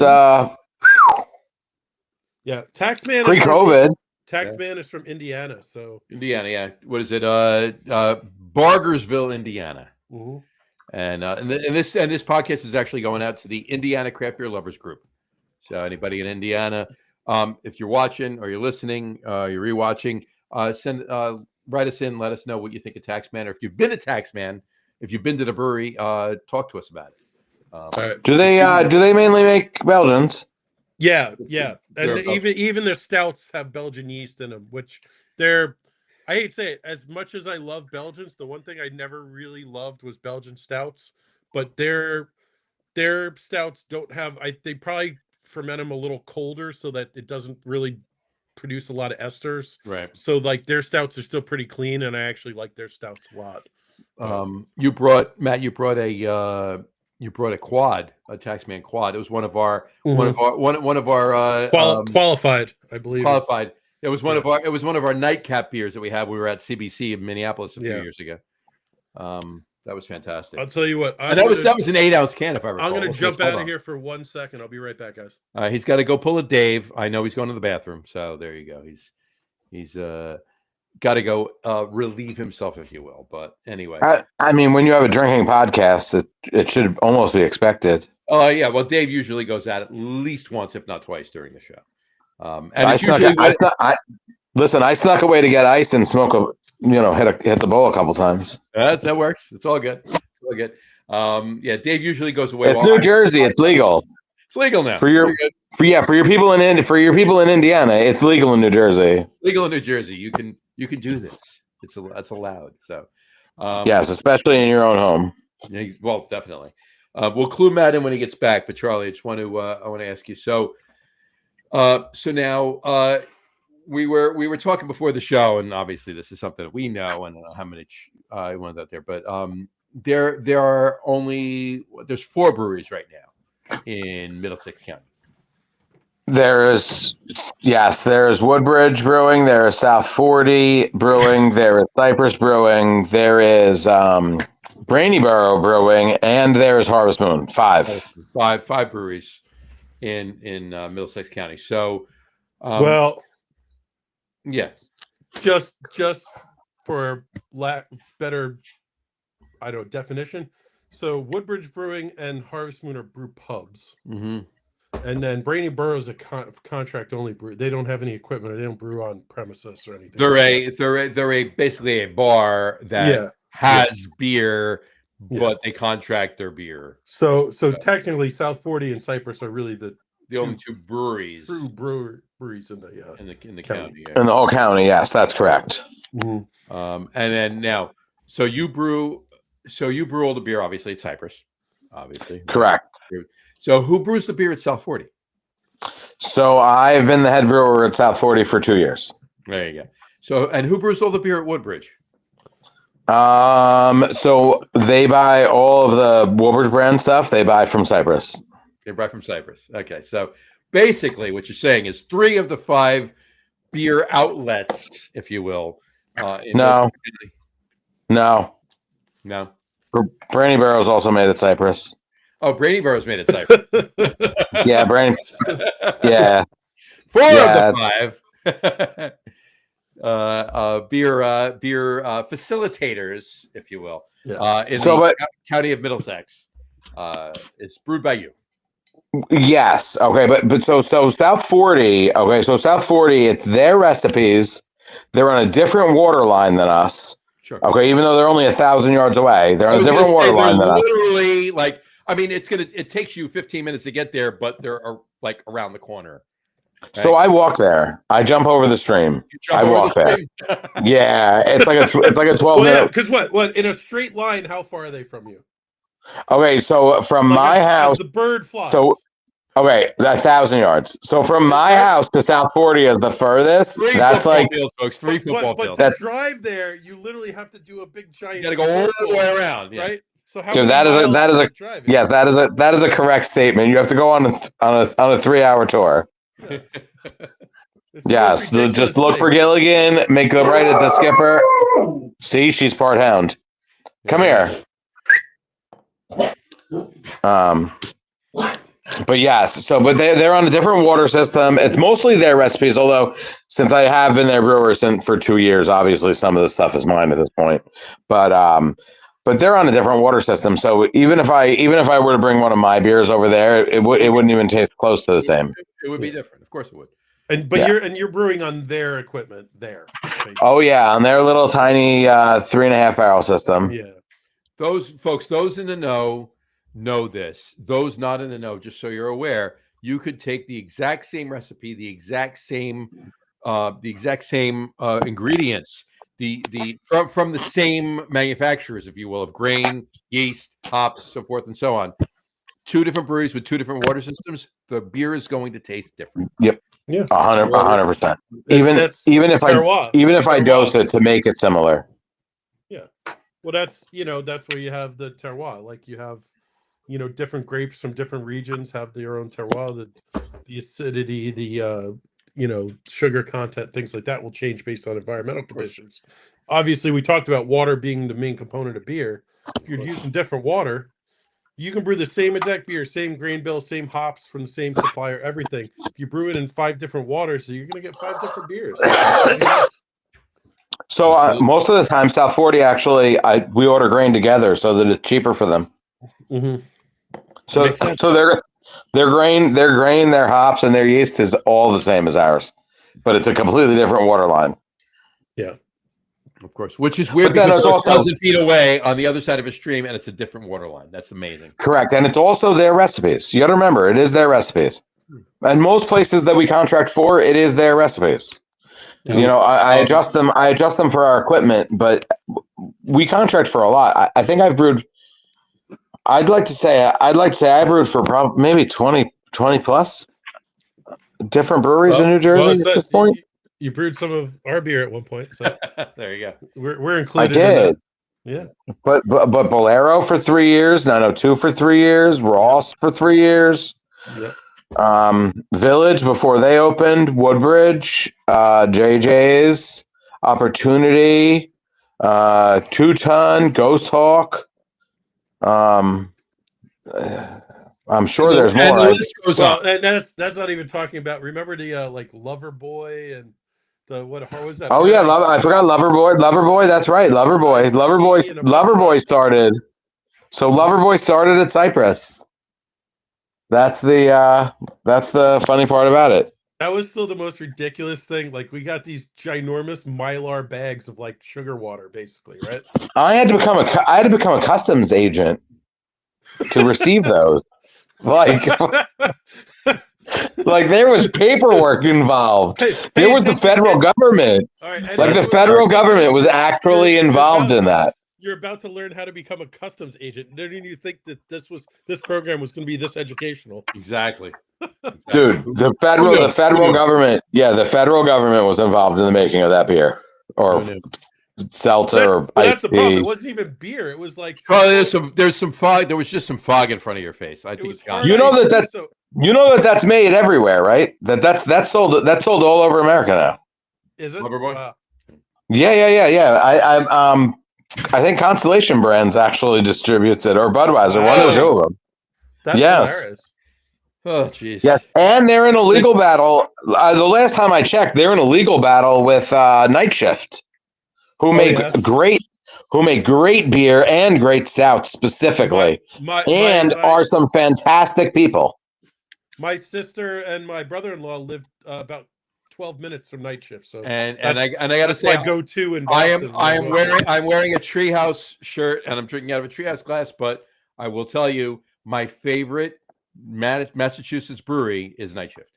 It is, and I've said that for years. Yeah. My favorite Massachusetts brewery. Great German beers, great lagers, great sour stuff, great stouts, everything. Good hops. The only thing that I don't absolutely love from them is their Belgians, but. Yeah. So they're right. I mean, you make most styles really well. I'm going to pass. Well, that's it. They dial in everything. But the best part about it is I can go up there and I could spend 2-3 hours up at the brewery, right? And then when I'm done drinking beer, I walk out and I walk around the corner and go over to Short Path Distilling. Yeah. And I sit there for a while. I have a few drinks. They make a lot of well, you're a gin guy. I'm a huge gin guy. I make a lot of great. They make like 8 different gins. They make. Actually, Charlie, one of your buddies, and my buddies, Blake, who was from elementary, his favorite gin was the winter gin from Short Path. I have 2 of their gins right now. I have the summer and the autumn. Yeah. So when I went up there, I used to try to grab him a little bottle of the winter gin because he loved it. But yeah, fantastic. So they're setting up a ranch in Arkansas. Him and Mike, I think. Are they really? Yeah. Good for them. Yeah. So you should ask the question: how do I know the Night Shift guys? How do you know the Night Shift? How do you know the Night Shift? Go for it. Yeah. So the Night Shift guys, okay, and you can always tell, okay, when I enjoy beer, there's a certain love that has to have been put into the beer. So the Night Shift guys happen to take the same continuing education classes I take in Philadelphia. For the yeast? And yeah, so for yeast, for sours, for contamination, we all take a class in the Philadelphia Institute of Sciences. And so I guess I probably met them like maybe 10 or 12 years ago. And then a bunch of brewers from Free Will and a bunch of brewers from Yards typically run the whole event, and they teach the classes. And the two scientists in charge of quality assurance at Yards teach the contaminants class. And so every year when I go to these continuing ed classes, so you can always tell who cares about what they do, because there's no requirements or anything. These continuing education classes they're basically are trying to get better at their craft by their own volition. so, and it costs us money. We pay for it. It's not free. But that's what I mean. Yeah, you're paying to take extra. Yeah, so that these are the people improve what you do. So when I drink night shift beer, I know that those people, they care. I see them in class. I know that they keep up to date and they're on top of stuff. Yeah. And from a owner and brewer standpoint, to see their employees at these classes, makes me know that they make a quality product. Yeah, but it's always good. Like I said, my sister and brother-in-law live about 12 minutes, and once we put all my nieces to bed, we'll sit there on the couch and watch sports for maybe like half an hour, and then my brother-in-law will be like, "Yeah, you want to shoot over to night shift?" And my sister's like, "Go." You're so close. How can you not? And I'm always like, no, but it's great. He loves it because I'm his excuse to shoot over there on a random night. You know what I mean? Like, I'm like, I can be that excuse, buddy. Like, I got you. Wow. Yeah. I'm that excuse for many a family member. Yeah. I love it. But no, it's always a good time. And yeah, like I said, everything. I mean, I love their rotating. They have the one hop this time series, like the single hop pale ale. That's fantastic. I love it because and like I said, the German stuff they have is usually great.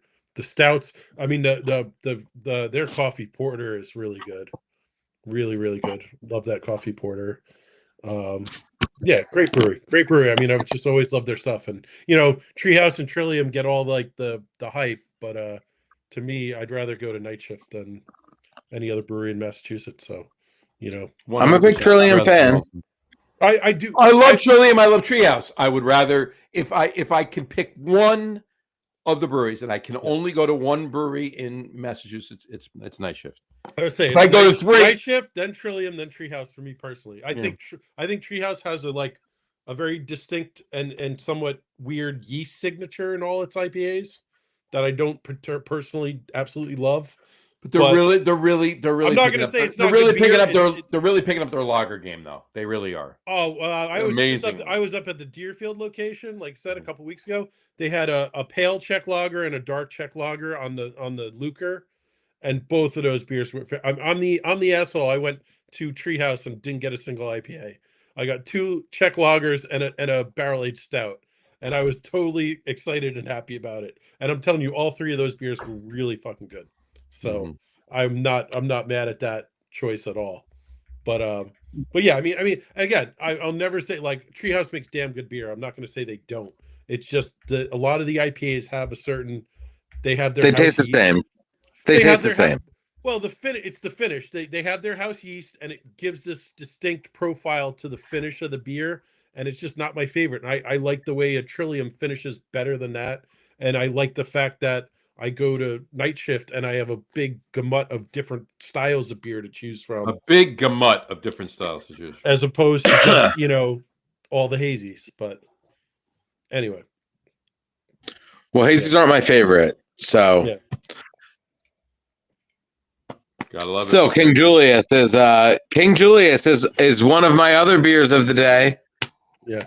All right. Oh, we're well, why do I? You know what? So why don't we go to that right now? Why don't we go to we'll go to that right now. Listen, so I've had toast before, and I really thought that I had a coconut version of it once.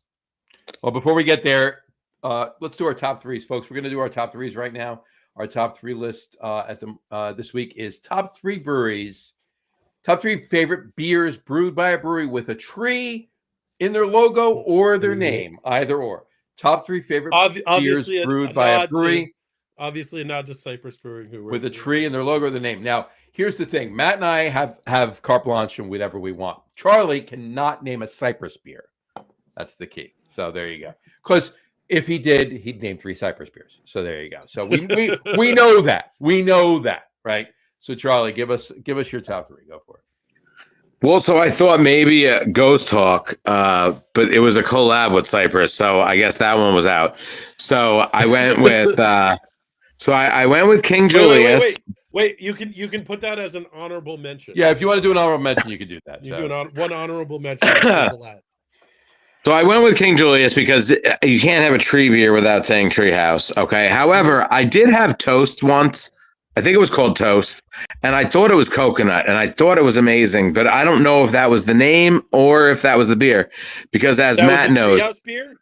I thought it was, but I don't log anything ever, so I don't know.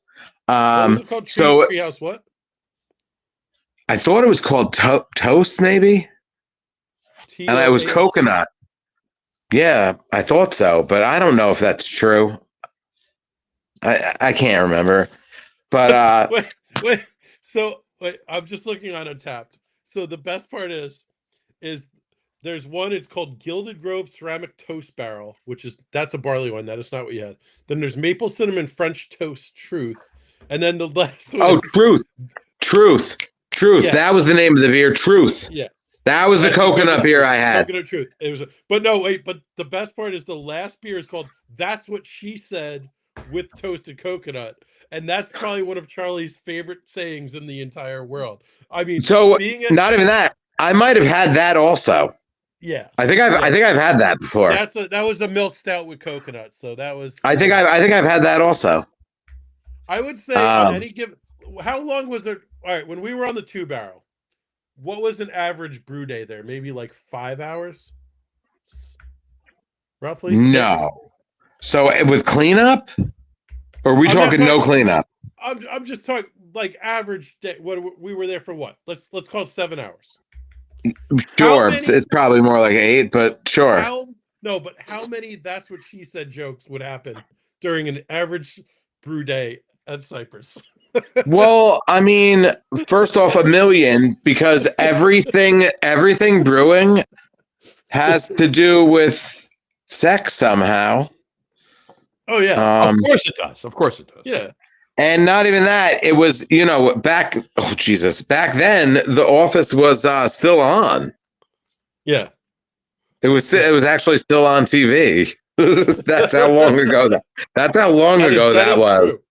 The Office was still on TV. So sorry to hijack your list, but that was just funny to me because that's what the third beer is. That's What She Said in parentheses with toasted coconut, which is a good beer. Oh shit. Yeah. Which is a good beer. Oh shit. That doesn't sound right. No, the dog's ear. The dog's ear is getting in the way of many a thing, including my screen. She's like pushing against me, refusing to not get hugs. Oh. So beer number 2. Yeah. Okay, so beer number 2. Okay, and so it's a Dead Tree. Okay, and it's Brash, which is a brewery that I visit in Houston every time I'm there. I met them probably about 10 or 12 years ago, I think. And they make some great beer. They're a small little place. And the first time I was there, they had and it was winter. It was for Christmas. And they had a stout that was almost exactly the same as Naughty. And it was like, it was all the same flavors, all the same ingredients. I mean, all the same, not all the same ingredients, all the same specs. And then I went over the grain bill with them, 100% different ingredients.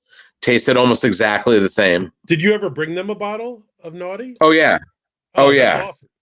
Yeah. I go there every year.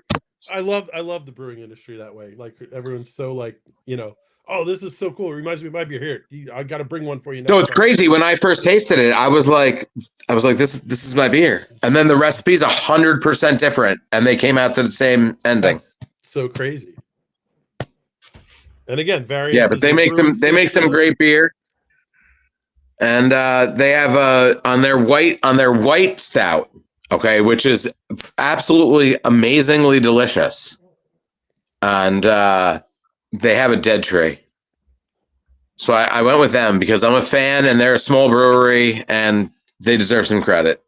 That's awesome, and they're now on my radar officially. So if I There you go. Yeah, Brash. I wear their merch. I do. You'll see me in some Brash shit from time to time. Nice. Yeah, and then obviously, you can have your pick, but if I were to have to drink a New England IPA, it would be a King Julius. So from Treehouse. I mean, how can you leave them off the list? And then number 3, okay. And again, so I don't know the name because I don't know if it had a name. I go to a place called J Dubs in Sarasota, Florida when I visit my mother in March. Yeah. And I'm a big fan of their beer, and the guys there are super, super nice and super chill. And every time I'm there, they treat me literally like a king. They let me have tastes out of all their barrels. So one of the times I was there, I had, and I'm not a gin fan, John. Sorry. I'm not a gin fan. But they had a gin barrel-aged stout, or a gin barrel-aged barley wine that was knock your socks off delicious. A gin barrel-aged barley wine? Really? Dude, listen, I never would have had it. They gave it to me first and then told me what it was. They lined up like 6 different barrel-aged beers that they hadn't even released yet. So that's why I don't even think it has a name. But I do know they can. So you can get their stuff. They've been canning probably for 8 years, 9 years. And it's J Dubs in Sarasota, but they have some barrel aged stuff. If you go there, they have some barrel aged stuff there that's good. And then 3 Daughters too, but that's not what's it called? That's not tree related. But 3 Daughters in St. Pete's they have a really nice barrel program there too. Gotcha. Just for some Florida breweries, why not? Florida breweries, why not? Exactly. All right, Matt, what are your beers? I'm still trying to find his gin barrel aged thing, but it doesn't look like it's on tap, so I'm just going to proceed on. So, my number 3 is a brewery I was just at 2 weekends ago, and I already drank one of their beers tonight. It's Elder Pine. Elder Pine is about 50 minutes outside of DC in Maryland. It's in the middle of kind of nowhere, but they make some awesome beer and amazing beer. And I have to go with one of their barley wines. So it's Summon the Moon Lord. So they do a 24-hour boil on their barley wines. 24 hours. Like insane. And the amount of Maillard, like dark cooked sugar character is just through the roof. It's absolutely through the roof. And the Summon the Moon Lord, it's an English style barley wine, so it already has a lot of like caramel, but then it has just this deep like molasses, Maillard, all this cool shit going on, and then it has the bourbon, and it's just such a rich, full drinking beer, and it's just fantastic.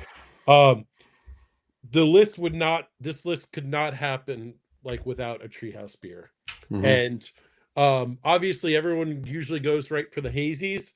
I have had some Treehouse stouts. I have a love-hate thing with them. I've had a lot of ones that are pretty good, and I've had a lot of ones that were not that great.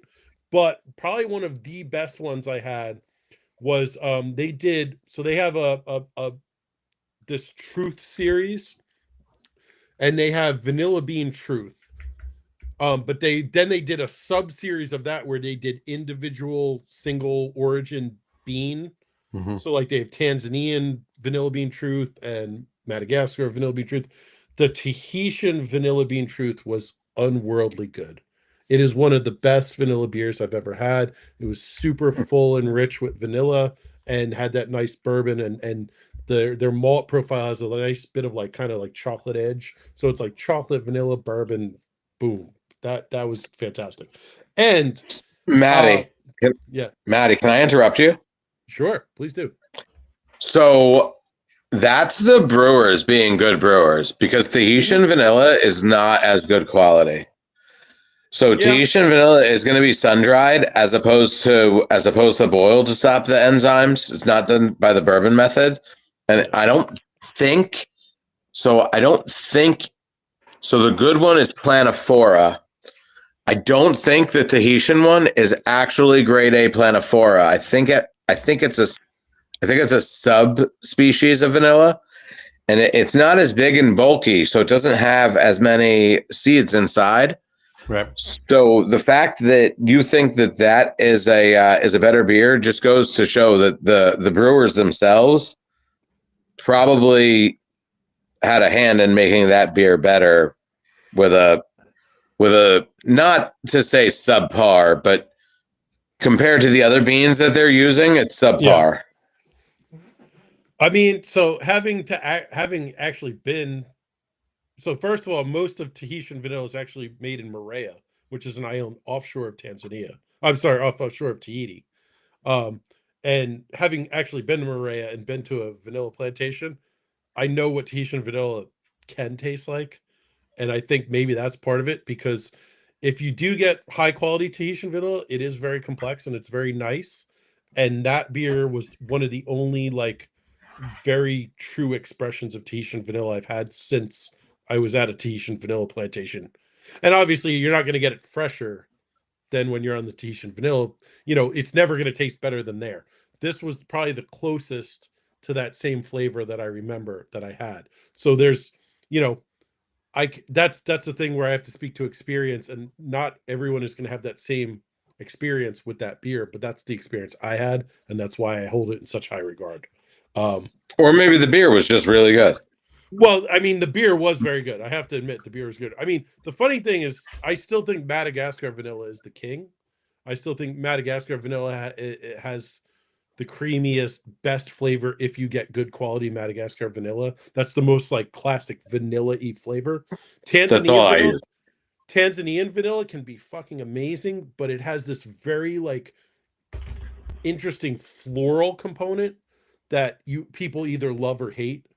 So like it can be very complex and have this cool like actually the funny thing is we did a collab with Icarus, and when we went to can it, they were taking they had one of their making whoopee, which is like a chocolate marshmallow stout, barrel aged stout that they put on the Tanzanian vanilla that year. That beer was the most floral, beautiful vanilla stout I'd had in a long time. We tasted off the tank. Yeah. Like the Tanzanian vanilla just had such a distinct flavor. But it's the Tahitian. The funny thing is I had a Tanzanian vanilla truth right before I had the Tahitian, and the Tahitian kicked its ass.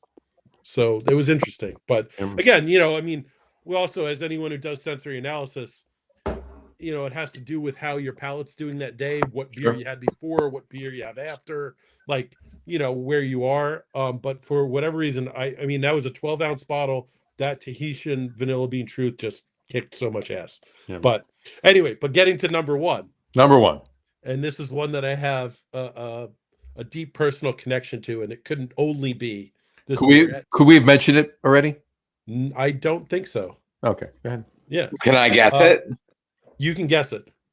Is it Devil's Tray? You're goddamn right it is. So, and I have one of the empty bottles right here. I have a full one. I have one full one left somewhere buried in my basement. I have to find it. But I don't have an empty of mine, and I had some of his, and we had some at we were by you, and we had some too, not that long ago too, maybe last year. So this was a beer that I talked to Sergio at Melavino, and I got 2 barrel. He had aged an orange blossom honey mead in bourbon barrels, and I talked to him and said, "Let me take these over to Cyprus." And Charlie, it was Southern. What was it called? Southern. That was Southern Moon. Is it Southern Moon? It's on the bottle. I forget. It says it on the bottle. Old Dixie Moon. And Charlie very generously said, "Well, you brought the barrels over. You get to decide what goes in them." And so I made 2 recipes. Dumb move. One was basically I took a recipe of a beer that you had done and we upscaled it a little, and it was an orange chocolate porter, and we put that in the one barrel again, trying to play with that orange honey, orange blossom honey flavor. And then 2 is I said, well, I'm the Belgian guy and I want to do something straight Belgian, so I want to do a straight. The porter, the darker beer was going to play with the flavors that was already in the barrel, and then I want to do a lighter beer that would just let the barrel kind of sing through it. And so I did a Belgian triple basically, and just really let the barrel come through. And I mean, that beer had, bourbon, it had orange flavor, we got so many notes out of that. It was so awesome. It came out way better than I ever expected it even to come out. And I would tell you what, I think I have 1 bottle left, but even after, God, this has to be 9 years old now, right? Probably close to it. The last time I had it was 2 years ago. Well, a year and a half ago. I'm telling you right now, I've had it consistently over the last we had a Melavino. Well, we had it in Melavino a couple years ago. When he closed, we had it. Yeah. And I hate to say it is still. I had it after that though. The bourbon flavors definitely fell. The bourbon flavors mild. The orange flavors kind of dropped out, but it is still just a great triple with some mild bourbon flavor. It is still held up. This beer is held up amazingly well, and it's just I actually did the label art, and it's bottled on a homemade bottling system. And that's the craziest thing. As it should be. It was bought. I still use it. I still use it. On that I still use it. And obviously, we do purge with CO2 to try to, reduce any oxygen intrusion or anything like that. But I mean, it is amazing how well this beer held up. And I guarantee if we crack those bottles that we have left, they're going to be fantastic. And it's a triple it's a really tough beer to nail. And I think we nailed this one. And I was just so happy with this beer. And it's awesome that it's held up for so long. I mean, fresh, it had just a stupid amount of character from the barrel, from both the orange blossom honey edge and the bourbon. And it still, is holding up, and I just love this beer. So that's to me, that's one of my favorite beers that we've ever made. And that's got to be number 1. There you go. Got to be number 1. I just typed it in there and I put collab with Melavino, and autocorrect wanted to change Melavino to Melvin. So it has said collab with Melvin. It said there's a Sergio, the owner of Melavino, Sergio. So once he sold Melavino, he opened 2 restaurants, one in Metuchen and one in Montclair. His one in Montclair got a crazy, amazing review. So I've been to Torino. I've been to the one in Metuchen. I've never been to the one in Montclair. He opened the soft opening weekend. So Cypress is doing a collab with Montclair, probably brewing. Nice. So I'm going to be up there. I'm going to be up there in the near future a little bit. You got to go. So I'll probably go there then. But yeah, I think we're in the works. We're in the works with Montclair Brewing. He called me. I think he called me today. I think he called me today. We're gonna work on a collab us and them. I said we. So I should be up in. Do that. We're well overdue for that. Yeah, that's very true. What, Coastal? Yeah, we should do a collab. Yeah. I mean, I know we. I don't know. We made a ton of beers together, but we should do one. I guess it really only makes sense at this point. We've made a million. We've made a million beers together, literally. Yeah. Right. So my 3. First, I want to mention. Here's the honorable mention. No, I'm going to give an honorable mention out to Elder Pine. I'm not going to. They're brewing great beer. They didn't make my top 3 cut, if you will, but I haven't had, and I'm waiting to have some of the Moonlord. And I have a can of it, and I will share it with you. Right. Well, cigars one night, we'll have that beer. And that will probably jump onto this list at that point, right? But beyond that, everything I've had's been spot on, and it's damn close. It had to be. But my number 3 is from Lone Pine up in Portland, up in Maine. Yep. And that's their what the hell's the name of it? Because autocorrect screwed me over here. Hold on. Pardon me for 1 second while I get the actual pronunciation of the name, because Chaga. There you go. Chaga Stout. It's an 8% stout, but it's like a West Coast hopped stout. It's really, really good. Ooh. Like really good. So it's like a black IPA. It's an Imperial Black IPA. It's like an Imperial Black IPA. Yeah, it's really, It's like what I want all black IPAs to taste like. pretty much, yeah. So yeah, autocorrect changed Chaga to Charge. So chaga is a type of mushroom. Does it have mushrooms in it? It's a what we call it? That's just an interesting name. Yeah, it's chaga. Well, here's the style guide on tap. It's this dry stout brewed to balance citric West Coast hops with chaga from the Maine woods. Oh, so it's a mushroom beer. So it's a mushroom beer. Yeah. So there you go. Which is near and dear to your heart. There you go. There you go.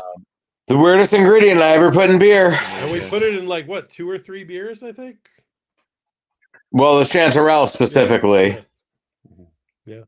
I mean, we put oysters in, oyster mushrooms, not oysters. Although I have put oysters in beer also. The Firk and a pale ale we did for the first anniversary thing at Haley's.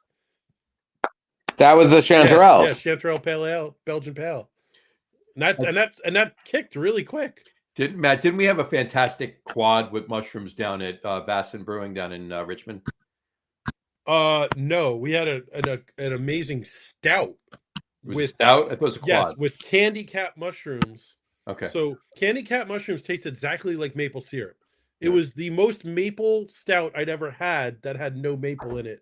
Like that's what we had. It was a stout with I thought it was a quad for some reason. It was a candy cap stout, and it was fantastic. It was great. That was fantastic. All right, maybe we should fuck with some candy cap mushrooms. We might want to do that. We might want to think about doing that. I know Charlie likes maple. I do. Does anybody out there that's listening that has been paying attention to this show for the last 5 years know what my favorite adjunct in beer is? Maple. That would be maple. Yeah, that would be cool. So anyway, okay, my number 2 is of course from Treehouse. There you go, and it's their Vanilla Bean Catharsis. Okay, Catharsis is their American porter, but their Vanilla Bean Catharsis is obviously their porter with Madagascar vanilla beans, 7.4%. Fantastic. I could drink this. I could smell, sniff, drink this porter, lick the inside of the glass, the whole 9 yards. It's amazing, this beer. That's my number 2. And my number 1, I'm giving a nod to Mr. This guy right down there. That guy right there. Him. And that would be, I mean, there's so many beers that I could put in here. I actually have an honorable mention I'm going to mention afterwards for Cypress. But Cypress, 2 years ago, your 8th anniversary stout was stupid. I think I drank 3 of them that day and couldn't drive home, but that's besides the point. Was it like 17.5%, something like that? Probably that sounds about right. That sounds pretty Charlie-ish. Yeah, I definitely went up. I definitely got I think you had a Korean taco truck there for your 8th anniversary. We do. So our anniversary is their anniversary. Yeah. They're going to be at our anniversary again this year. I'm pretty sure I went up after I had my third 8. I definitely went up and got 3 orders of Korean tacos.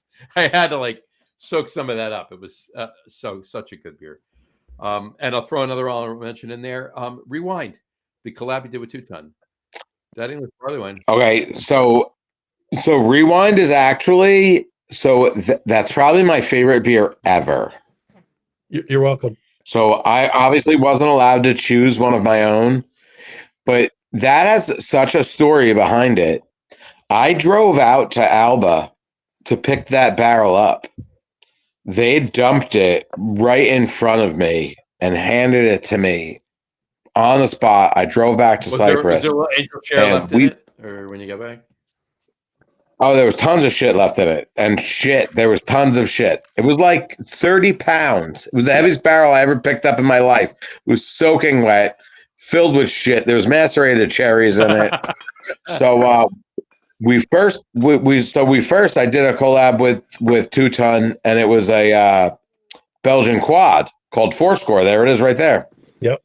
And so that was in that barrel, right? And then when that barrel ended, all these bottles are empty so, that Matt's showing you right now. Just it's his. Well, these are they're my trophy bottles. There is trophy. Hey, I don't have a rewind bottle up here somehow.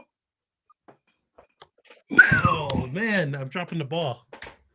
I don't have a rewind bottle. I'm pretty sure the last rewind bottle you had, you brought here, and I had it for a little while, and then somehow it got tossed. I won't mention anything. That's fine. I have a full one. Do you? Oh, we need to have that. And I have a full one, and I have a full Fourscore. I didn't even notice that, but apparently, we'll drink the rewind. We'll drink the rewind full one that you have while we're brewing the candy cap mushroom stout that we're gonna do. Because I did the recipe for rewind. The funniest part was Jim did the recipe for the quad. You guys are gonna think it's funny. Look, already ordered. I already have some. I already have some coming to my house. There you go. But that's actually crazy. I didn't even realize that, and now I'm like, I really need to have a bottle, like a trophy bottle of rewind somewhere. Damn it. I might have a spare at Cypress. Right. Well, we need to drink one of them. I have one signed. By the 2 Ton boys and myself. I mean, you know. Yeah, that one's Matt and Jim's signature. You need to keep that one. That one's for you. Right. That's for you only. Yeah. Right. But yeah, if you have another one, we got to open that up. When we wait, what did you just show? Did you order candy cap mushrooms already? Whoa. Yeah, already ordered. I just looked. So when are we doing this stout? That's what I need to know. I just looked. I'm ordering them. I'm ordering them to taste them. Gotcha. I gotta taste them. I gotta taste them first. I didn't think you were ordering them to brew it next week. I'm just asking you. Figure out what to do with them. I just looked at my spreadsheet. Apparently, I have one bottle of rewind still in my cellar. Everything's all right. Somewhere you have that. Somewhere I have it. There you go. In my 187 bottles in my cellar somewhere. Mm-hmm. So I have number 1. Oh, I would imagine so. Yeah. No, I mean I still have it unopened from our first anniversary. I have number 1. It's at my mother's house. Yeah. Yep. I have the first one ever. Hold up.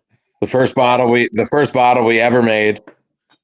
I'm pretty sure you were there. Yeah, I was there. I have bottle 231 apparently. Because I just grabbed one out of one of the boxes. I will never open this. If I do, I'm dumping it. Because it's 3 years old at this point. But this is the very first building sandcastles that came off the line of Bolero ever. Right. There you go. Nothing like a 5.5% New England IPA that's 3.5 years old. It's not for drinking. Yeah, I know. I mean, I have a. So you'd be surprised. It might not. You never know.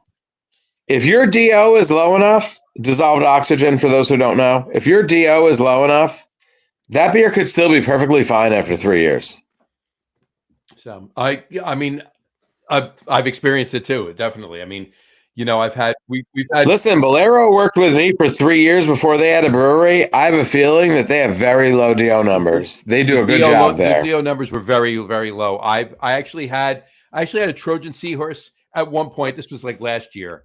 That was almost 2 years old, and there was no cardboard. There was nothing in it. I mean, the hops faded, of course, but it was still pretty drinkable after almost 2 years. How was the color? The color was spot on. It hadn't gotten dark or anything.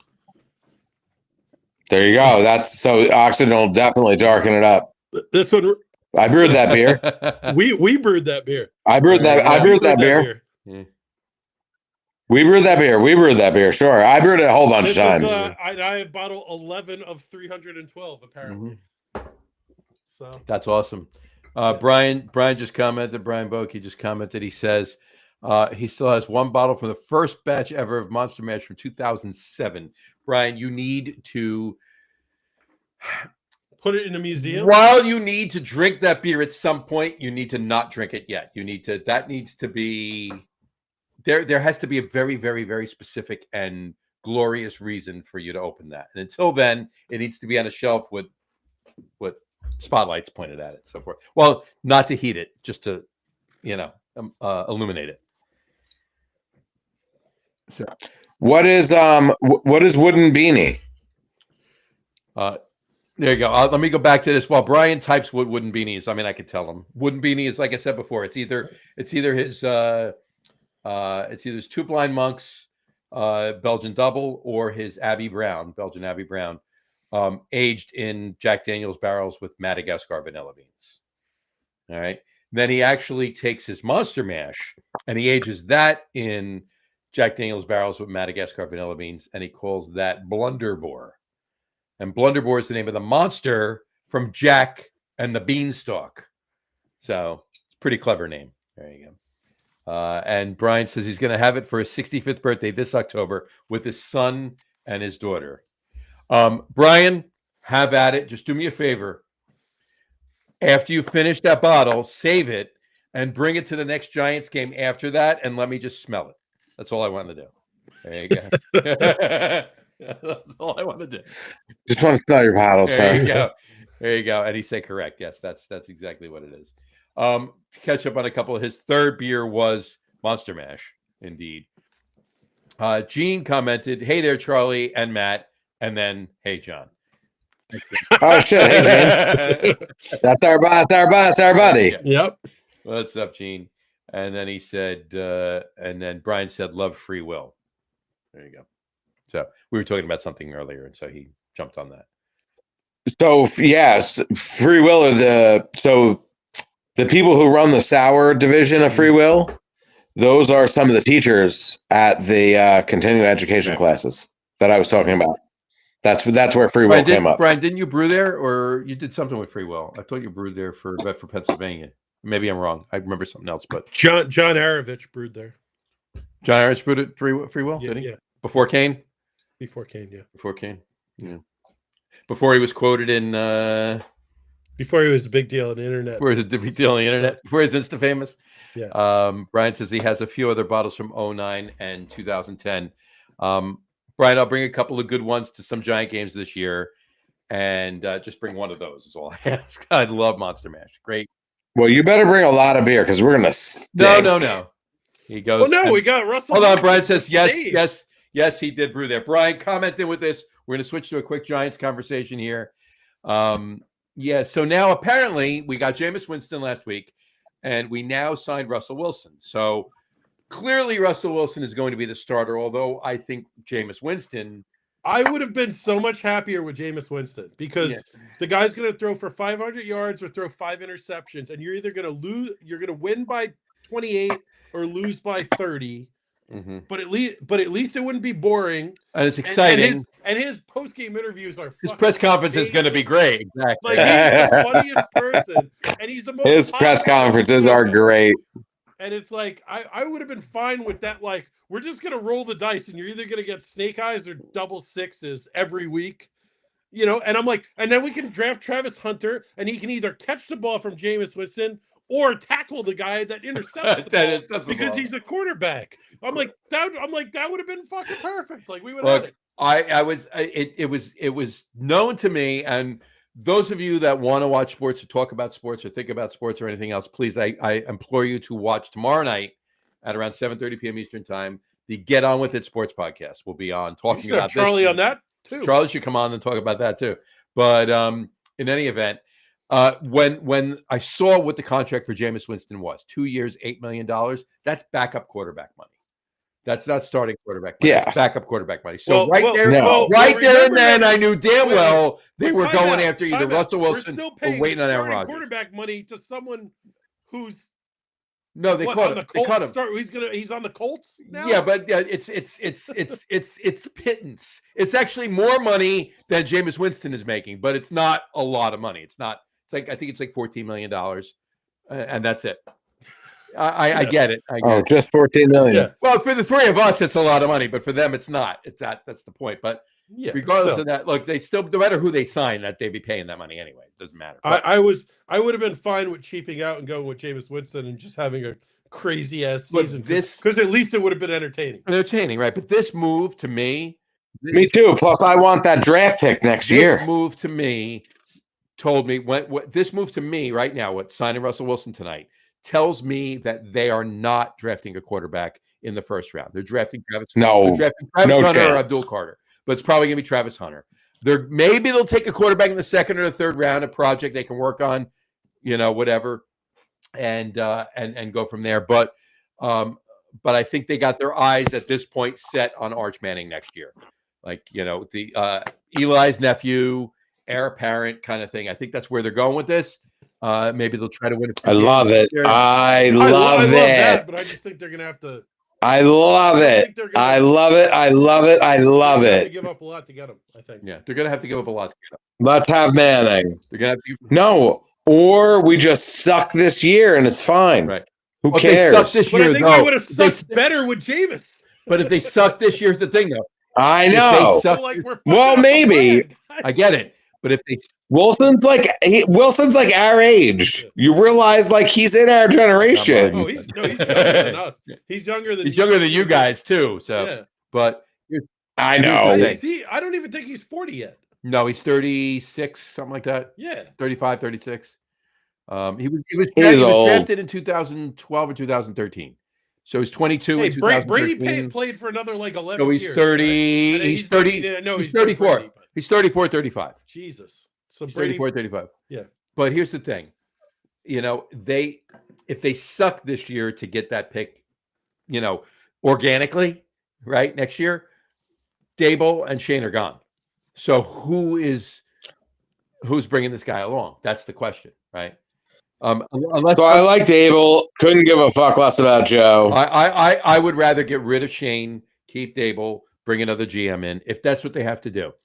But Shane had a good draft. So I like Shane Dable. had a good draft. I don't. He fucked up with Barkley, but you know what? Barkley was not going to have the year he had with Philly with the Giants. That was not going to happen. No, matter not even what. close. We have no line to run behind. You're gonna run behind That's the nothing. problem is we're arguing over like who's You're gonna run behind paper. You can't run behind paper. Joe who's Shane gonna be did- the quarterback, and Right. you need to build a line. Otherwise, whoever's Right. back there is just. But gonna they get did. massacred. They've made some moves in free agency, so they've done that, right? They've addressed it to a point, right? They obviously have to address it a little bit more. And if Andrew Thomas can stay healthy, that's fine. Anybody out there just wanted to pay attention to a beer podcast? Sorry, this is switched to sports, or at least specifically Giants, for a moment. But 3 passionate Giants fans. So Exactly. That's just the way it is. So we But- can probably take this offline if you want to finish the podcast. but- exactly. So. But But regardless of that, look, here's the bottom line. This is what I know. No matter what happens this year, no matter where they go, no matter what they're winning or losing, or it doesn't matter, the three of us at some point or another are going to be together drinking and having cigars in the parking lot before a game. So I know. I can't say the three of us. I am The not four mad. of us, because Brian is on here too. I am not mad at that. Not at all. in the And slightest. Brian did say, Brian Book did say he packaged some Monster Mash to give to his friends. I love you, Brian.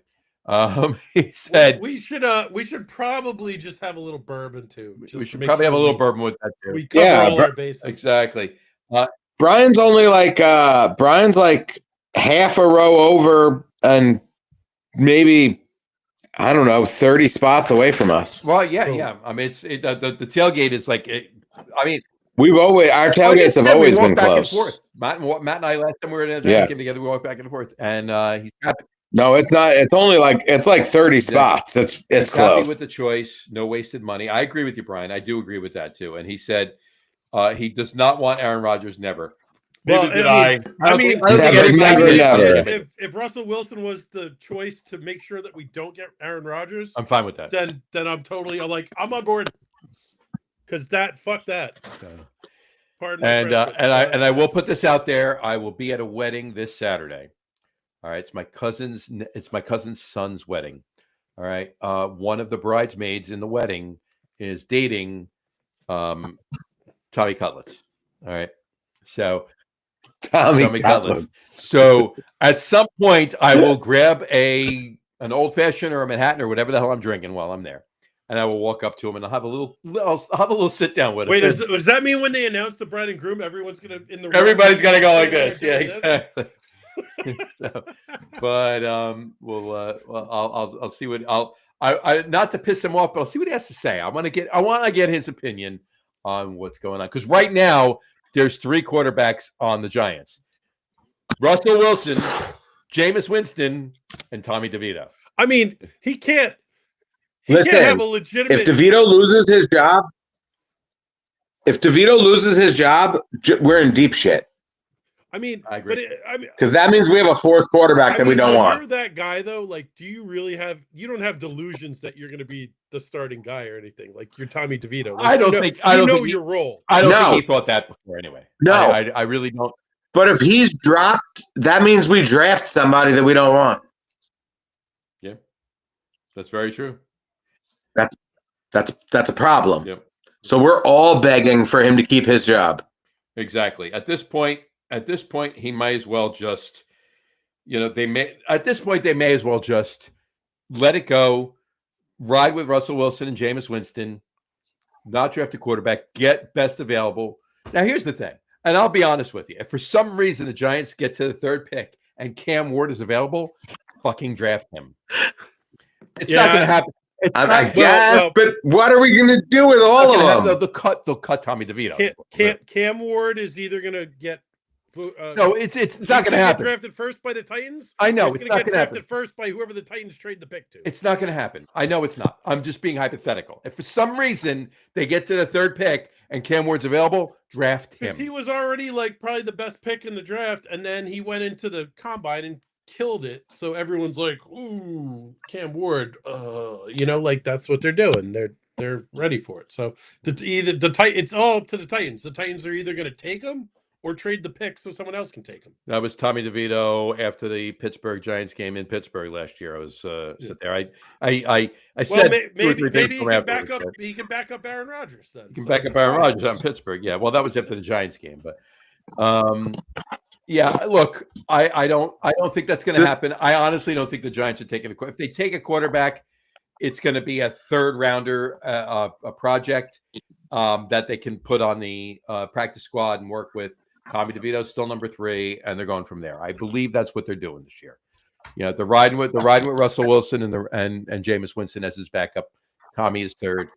That's what I think. And we'll get Pete's and Harry's opinion on it tomorrow night on the sports podcast. If either of you want to jump on or at least comment in, please let me know. Come right in, and we'll discuss it further. Brian, you as well. You can come on. Al's been on the podcast, so you guys can come on as well. Anyway, but back to beer for a moment.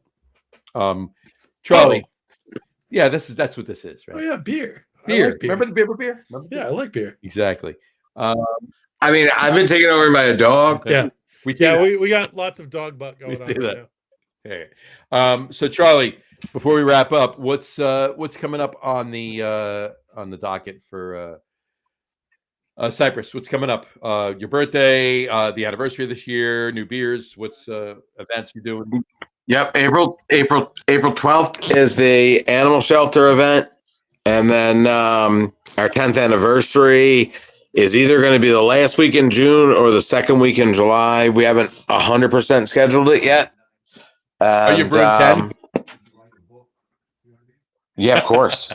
Well, it's already brewed. It has to have been brewed a while ago. I was going to say you brewed it already. It's just chilling in a barrel. All right, I shall say it differently. Have you brewed 10? How's that? There you go. Yeah. Yes, but it has been aging for quite some time. And that's last week in June or 2nd week in July.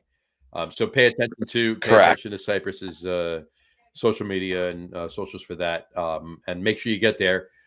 If you get there on the Saturday of their anniversary party, you may very well see Matt and I there, and maybe Dave. Small chance of Dave. Small chance. So, but probably a lot of other brewers. Probably a lot of other brewers as well. Exactly. You can come meet your favorite brewer. Come meet your favorite brewer anniversary party. Hey, we have enough time to have the collab ready for the anniversary. That's very true. That's very true. That is true, and we can serve it. Yeah. There you go. And we're definitely going to have root beer floats, and probably, I don't know. I'm making the Dr. Pepper. I'm making the Dr. Pepper tonight. I think this is going to be. I think it's going to be probably one of the stupid. best root beers I've ever had. I love root beer. I mean, I'm an A&W guy, but like He is an A&W guy. like your root beer is pretty fucking. I think this Dr. Pepper is going to. I think this Dr. Pepper is going to take it. I've never been a Dr. Pepper guy though. I love root beer, but like the craft root beer you make has always been bomb. So I'm using like 22 ingredients. Jesus. Oh, jeez. There you go. Got some coriander in there. Oh yeah. Oh yeah. Oh yeah. All right. All right. Any parting words, Charlie, before we sign off? No, thank you very much for having me. It's much appreciated. It's been a long time coming. It's been 5 years that we like. When are we having Charlie on? When are we having Charlie on? Well, we should do it when Matt's coming. Well, I don't know. I guess it's because I don't make lagers. Yeah, believe me. Yeah. Hardly anyone makes lagers. It's I honestly, if you go back over the 200, this is the 222nd episode we've done. If you go back over 222 of them, I would imagine we've probably had more ales on this show than lagers. Yeah. But always great to see you, buddy. Absolutely. Stick around. We definitely have to have some beer soon. It's been way too long. 100%. Yeah, Matt and I'll come up. We'll he may get there before me, but we'll definitely come up together. Yeah, try to come for the animal shelter event. That's always a good time. See how I might be able to come late. I have a birthday party to go to at noon, but yeah, I'm a little busy 2 weeks after that, so I'll be in Long Island for something that's going on. I don't know, that weekend there. Shit, I'll be there too. Yeah, you will. So, but in any event, yeah, there'll be a lot. I got a hotel I could walk to the venue from. Yeah, there you go. Apparently, the rooms were sold out of the official hotel, so I got a closer hotel. You did? Yeah. Oh, you should have told me. I would have. Well, because there's an after party at the tavern in the hotel. Oh well, whatever. Well, I can Uber if I need to. We'll work it out. We'll figure it out. I'm not really that worried about it. There you go. I can walk. I can check in at 3, throw my suit on, and walk over, and still be at like the actual thing by like 3:30. There you go. Thing starts at 4. So 4 o'clock. Yeah. Yeah. There you go. So anyway, all right. Charlie, stick around. We'll talk to you after it. On that note, we will wrap up the show for today. Want to thank everybody for watching. For those of you just listening to the audio podcast, thank you for listening. Don't forget to visit our website, www.lagerroom.com. That's LAGEROOM.com. And please remember, like us and follow us on all of our social media, Facebook, Twitter, Instagram, and of course, our YouTube channel. All of them are at The Lager Room. Remember, we go live with a video podcast on Facebook, YouTube, X, and Twitch every Tuesday night around 6:30 p.m. Eastern Time. And for those of you who just want to listen to the audio podcast, you can do so on our audio host, Spreaker, as well as iHeartRadio, Apple Podcasts, Spotify, Odyssey, Audible, Pandora, Amazon Music Podcast, iTunes Music, TuneIn, Podcast Addict, Castbox, Deezer, Podchaser, Listen Notes, YouTube Music. Pretty much anywhere you can find audio podcasts, you will find the Lager Room Guys Craft Beer Podcast. And if you haven't done so already, please subscribe to one of those feeds, and you will never miss a show. Again, thanks for following along with us. Charlie, thanks so much for coming on. Wait, one last word. Go for it. If you're not doing anything on April 12th, let's go down. Let's get over to Cypress and let's get them over that $1,000 mark. Yes, for the first time. Yes, we'll post. We'll share. Yeah. We'll share anything that Cypress. For the babies. We'll share anything that Charlie and Cypress shares on their socials. We'll put it up on the Lager Room as well. But yeah, she's up for adoption. Look at what a darling she is. Look at her. Look at her. Look at her. She's just a cuddle monster. She is. She is. She's up for adoption right now. There you go. She's available next Saturday. There you go. All right. Next Saturday. She has to stay with me for 14 days. Nice. All right. All right. So make sure you get down there. Check out Cypress Brewing on Facebook and anything that they post. And, of course, their website or anything else. Anything they post on this date on April 12th for the adoption thing or the fundraiser thing. And, of course, anything else going forward. And their anniversary party as well. And if you drink just about any beer in Middlesex County, thank Charlie. So absolutely. Yeah. If you drink 80% of the beer in Middlesex County. Yeah. Thanks, Charlie. There you go. Anyway, Stick around, Charlie. Again, thanks for along with us. Have a great rest of your week. Have a wonderful weekend. Drink a lot of beer, but drink responsibly. And we will talk to you next week, folks. Take care. Cheers.